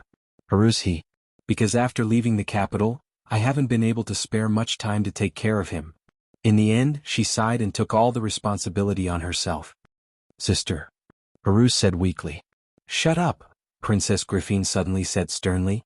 You have your own reasons for this. You should reflect on it. Brando looked at the siblings and couldn't help but laugh. He thought that perhaps the princess had something to do with the little prince's cowardly side, because compared to the average sister, Princess Griffin was too strong. After being reprimanded by his sister, Haruz obediently lowered his head and stopped talking, like a shivering little animal curled up. But Brando asked even though he already knew the answer. There's also Lord Oberway and Lord Makarov, right? If I remember correctly, they are all famous swordsmen in the kingdom. He suddenly noticed that Roman was feeding a white cat with a biscuit. The white cat was sitting on her lap, and he did not even notice when it appeared. He only saw it with its head held high, and its golden eyes narrowed as it looked at him. Amandina noticed her lord's gaze, and she turned her head and curiously reached out to stroke the cat's head. Brando saw the cat squinting its eyes comfortably, and only then did he turn his head back. The princess obviously also noticed this scene, but she did not realize the purpose of Brando's question. Instead, she replied, "They have all taught Haruz before, but Haruz's talent in swordsmanship." The half-elf girl showed a disappointed expression, but also a little helpless. Since a long time ago, the nobles had to lead their people into battle to defend against the invasion of monsters. The strength of the nobles themselves meant that they did not have the ability to protect those who relied on them. Although with the further expansion of the borders of civilization, the era of peace began to extend, and the symbolic meaning of the noble swordsmanship was far greater than its practical significance. But as the heir to the throne, if he was a useless person, it would more or less affect his prestige in the eyes of his subjects. Talent in swordsmanship is only one aspect of the problem. Normal people enter the golden age of learning at the age of 12, and it is not too early to say. But for a qualified swordsman, the first thing he must have is the courage to defeat himself. Brando looked at Haruz and said slowly. He didn't know if this prince was truly gifted or not, but he knew that for this prince, the crux of the problem probably wasn't his talent at all. It was courage. Princess Griffin looked at him in surprise. Of course, the princess understood the meaning behind Brando's words. Mr. Brando, what do you mean? She was already a little desperate. Oberway had taught Haruz swordsmanship for a period of time. Although the Wolf Knight was patient, he could not give Haruz the courage to face his sword. Brando nodded. This was also his original idea. In his vision, a kingdom like Erewhon's would eventually move toward a political system similar to the aristocratic parliament of Cruz around the Second Era. It seemed that the princess was also aware of this. But before that, Erewhon was the king who overachieved this change. At least he did not want to see a coward who was at the mercy of others. Moreover, if the players on the forums weren't mistaken, Haruz should have become an outstanding lord. Your Highness, do you also want me to be Prince Haruz's teacher? He thought for a moment and asked, but I don't have much experience and I can't guarantee that I can teach His Highness anything. Brando was not modest, he was just giving a heads up. Before him, Oberway and Fleetwood were the teachers of the young prince. Brendel believed that he wasn't much better than the best of the best in this era except for his ability to foresee the future. In fact, he was far inferior to them. On the other hand, he really had little experience. However, he was more inclined to experiment with the little prince. The worst result would not bring any negative impact, but if it succeeded, the harvest would be too great. What's more, building a good relationship with the future king, whether it's with Haruz or Her Royal Highness, would gain a higher reputation. Brendel knew very well how much Her Royal Highness cared about her brother. Princess Griffine's idea was completely different from Brando's. The inheritance of Sword St. Darius alone was enough for Brando to become the prince's teacher. She knew that there was a huge network behind it, not to mention that Brando himself was also outstanding in swordsmanship and knowledgeable. She took a light breath and sure enough, her impression of Brendel had deepened. She managed to suppress the surprise in her heart and immediately said to her younger brother beside her, "Haruz, quickly greet your teacher." But Haruz raised his head and looked at Brando with some fear, then turned back and said, "Sister?" He was obviously still worried that Brando had exposed his secret. Princess Griffine did not expect her brother's inner world at all. She frowned like a strict mother and said, "Haruz, Mr. Brando is the descendant of Sword St. Darius. Even Mr. Buga is not as good as him in swordsmanship, not to mention that Mr. Brando is so knowledgeable that even Master Fleetwood and Lord Garlock have praised him. As your teacher, what are you dissatisfied with?" Her tone became more and more severe, which startled Haruz. The little prince reluctantly lowered his head to Brando and whispered, "Teacher." His voice was weak and soft like a lamb, which made Brando not know whether to laugh or cry. He could clearly see that although the prince's attitude was respectful, but at this moment, not to mention himself, even a pig under the princess's coercion would obediently call her teacher. Fortunately, he was not in a hurry. Haruz was just a weak child after all. If he could not even deal with a child after 2 lifetimes, then he should go home and plant sweet potatoes. Not to mention that he still had something on the prince. Thinking of this, Brando could not help but smile and shake his head. Next, the two exchanged swords according to the etiquette of the world of Wond. Of course, this was just a ceremony. The process was that Haruz first took off his sword and handed it to Brando. Then Brando turned the sword around and gave it to the prince. In ancient times, this process symbolized the teacher giving knowledge and a sharp sword to the student, but now this ceremony had become a ceremonial form. After completing this formal ceremony, Brando had a teacher-student relationship to Prince Haruz. In fact, as a player, Brando had heard of the existence of this ceremony, but he did not know the details. Generally speaking, teachers would teach students for a certain period of observation, and the ceremony would be officially held only when they were satisfied. So of course, he did not know that Her Royal Highness was in a hurry to let Haruz carry out this ceremony because she had a little trick up her sleeve. In Wond, once the teacher-student relationship was established, it was not so easy to remove it. But fortunately, Brando did not care about this. If Princess Griffine knew that her Mr. Knight in front of her only wanted to use her brother as an experiment, she would probably stab him to death in this carriage. Unfortunately, both of them had their own little plans and did not notice the other's conspiracy, for a while. The carriage soon arrived at its destination, the gate of a manor located in the Pasha Road area. Because the reconstruction of the Anderla Cathedral was far from complete, Archbishop Wood had been temporarily staying here for the time being. Princess Griffine and Brando both heard that this place should have belonged to House Cipher and Ampere Seal before, but neither of them were petty people and did not particularly care about it. The carriage stopped at the gate of the courtyard. Apparently, Wood had long been prepared to welcome the arrival of Her Royal Highness. Soon, a servant opened the way for them and led everyone into the courtyard. As soon as they got out of the carriage, Amandina hurriedly pulled the Roman to the front, and Her Royal Highness also took a step ahead, leaving only Brando and Prince Haruz at the back. This was actually a tradition, and Her Royal Highness understood that as a teacher, Brando must have something to say to his new student. But what she admired was that Brando's assistant was so smart and capable that she reacted one step ahead of her. The etiquette of these upper-class nobles was not well understood by the average person. Even in half of the noble families, very few people paid attention to it.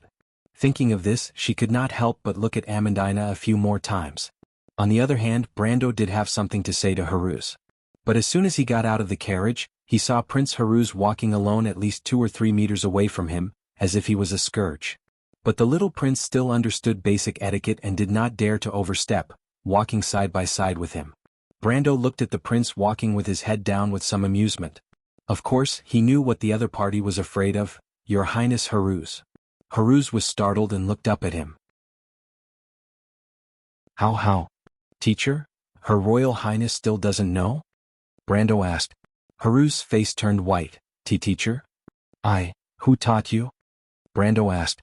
He was, of course, talking about the little prince's practice of black magic. He did not mention it in front of Her Royal Highness at the time, 1 because he wanted to leave something to be used against him, and 2 because he did not want things to get out of hand. It was, of course, a matter of course in Madara for the crown prince of a country to practice black magic. But in Erewhon, a kingdom ruled by the Holy Cathedral of Fire, it was a big deal. Brando's first thought was a conspiracy, but he did not rule out other possibilities. First, he needed to get an answer from Haruz. But Haruz shook his head vigorously. No one taught me. Of course, this did not sound like the truth. However, Brando was puzzled to see that the little prince's face was red, and it did not look like he was lying. He was slightly startled, wondering if it was really as he had expected. He asked curiously, What the hell is going on, Haruz? Now that I am your teacher, you must answer my questions truthfully. I can promise not to tell your sister. This sentence obviously had a magical effect on Haruz. The boy raised his head and glanced at Brando weakly as if he was a little skeptical, but in the end, he mustered up the courage to ask, Really?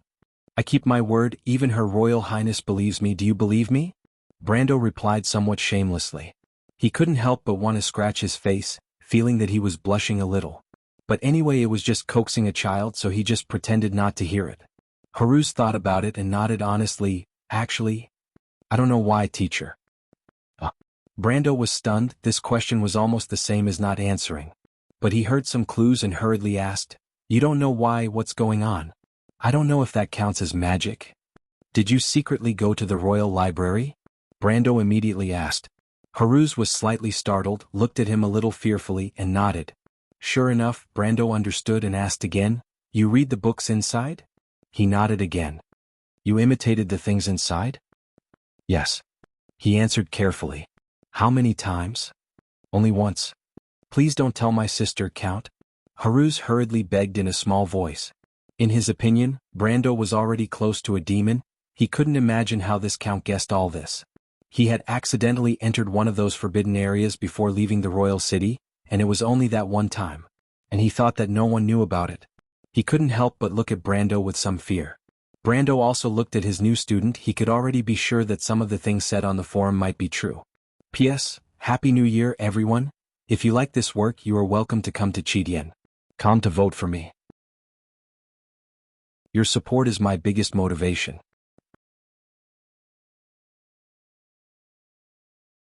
Chapter 668. Lord Archbishop. Edessa walked through a corridor and saw the former Archbishop of Amberlight holding a pair of scissors and trimming the flowers in the courtyard. The old man was wearing a long robe and had his back to her. He bent over and put his head close to the emerald leaves. He looked absorbed. It wasn't until she spoke that Wood was slightly startled and turned his head. He smiled slightly. Edessa, you're here. Edessa bowed and asked, Yes, Lord Officiator. May I know why you are looking for us? Wood put away the scissors, turned around, and put a cut flower branch on the stone table in the courtyard. Edessa saw his silver-gray eyebrows stretch and said to her, Go and call your master. Tell him that if he wants to see that person, it's today. The maid stood there in a daze as if she hadn't reacted for a while. But after a while, there was a glimmer of surprise in her eyes. Lord Archbishop, you don't have to thank me on behalf of your master, Edessa. Wood waved his hand. I didn't promise you anything. He fought for this opportunity himself. But whether you can persuade Her Royal Highness and that person, I'm afraid it will ultimately depend on your own efforts. Only you will give us a chance, Lord Archbishop. Then hurry up and get ready, Wood replied. Edessa nodded hurriedly. She bowed sincerely to the former Archbishop of Amberlight and then retreated. Wood watched her leave the courtyard and disappear at the other end of the corridor. The old man sighed and picked up the scissors again, but it was at this time that the sound of rustling footsteps came from the other side of the corridor. He was slightly startled and stopped what he was doing again. The attendant led Brando and the princess through the corridor. The sunlight penetrated through the neatly trimmed walls of flowers and trees outside, leaving a zebra-like light pattern on the floor of the corridor. Mr. Brando, please take care of Haruz. Her Royal Highness saw Brando and her brother coming back from behind. She glanced at the silent Haruz and said softly, Brando also glanced at the little prince. In fact, Haruz was secretly looking at him. His dark gray eyes, which were different from his sister's, were full of anxiety and some pleading. Brando couldn't help but feel a little amused. In fact, he didn't say much. He just promised to keep it a secret for the little prince. Of course he would keep it a secret, but not this. He knew that the real secret was that the little prince of Erewhon might have some extraordinary talent, as described in the article on the forum in his previous life. Of silver, of such talent. But now was not the time to make this secret public. On one hand, he did not want Haruz to become arrogant because of this, and on the other hand he wanted to protect the little crown prince of Erewhon. In response to the princess's question, he lightly nodded. There was a slight light in front of them. They had reached the end of the fence surrounded by holly trees. The attendant took them around the corner of the cloister, and then Brando saw the former Archbishop of Amberlight. In his eyes Wood looked a lot thinner than he did half a month ago, but he was also much calmer. The old man seemed to have been waiting for them for a long time. When he saw them appear, he immediately smiled and said, "Princess Griffin, Mr. Brando, you two are here." Then he looked back again. "Miss Amandina, Miss Roman, His Royal Highness, everyone is well." Amandina nodded politely, and the little Roman on her side waved at the Archbishop. Only Prince Haruz stood a little timidly behind everyone. Princess Griffin looked at her brother and sighed. She bowed slightly to Wood. "Archbishop." Her Royal Highness raised her head and said straightforwardly, "We are here for the situation in the north." Wood was stunned and then he reacted. The Princess of Erewhon was so straightforward and showed a posture of not caring about the cost. She obviously wanted to tell him that she did not intend to compromise on this issue. Princess Griffin's attitude was not beyond his expectations, but it was because of this that he could not help but sigh. He understood the toughness of the princess from the beginning, but the Holy Cathedral of Fire thought that victory was in their hands. They did not expect to end up in such a huge trouble. Although the Holy Cathedral had given in many times on the issue of Erewhon, today was obviously the final highlight. If the princess could solve the problem in the north in one fell swoop, then the unification and even revival of Erewhon would only be a matter of time. Cruz was not happy to see a revived Erewhon, but there was no core conflict between the two after all. Compared with the Eagle Empire, Erewhon was just a small kingdom in a corner. The same was true for Wood. Compared with Cruz, he was first and foremost a faithful believer in the way of the Holy Cathedral of Fire, so he once advocated the neutral attitude of the Holy Cathedral. Although until this attitude could not be maintained, he would still support all the actions of the Holy Cathedral of Fire. It turned out that the measures taken were wrong.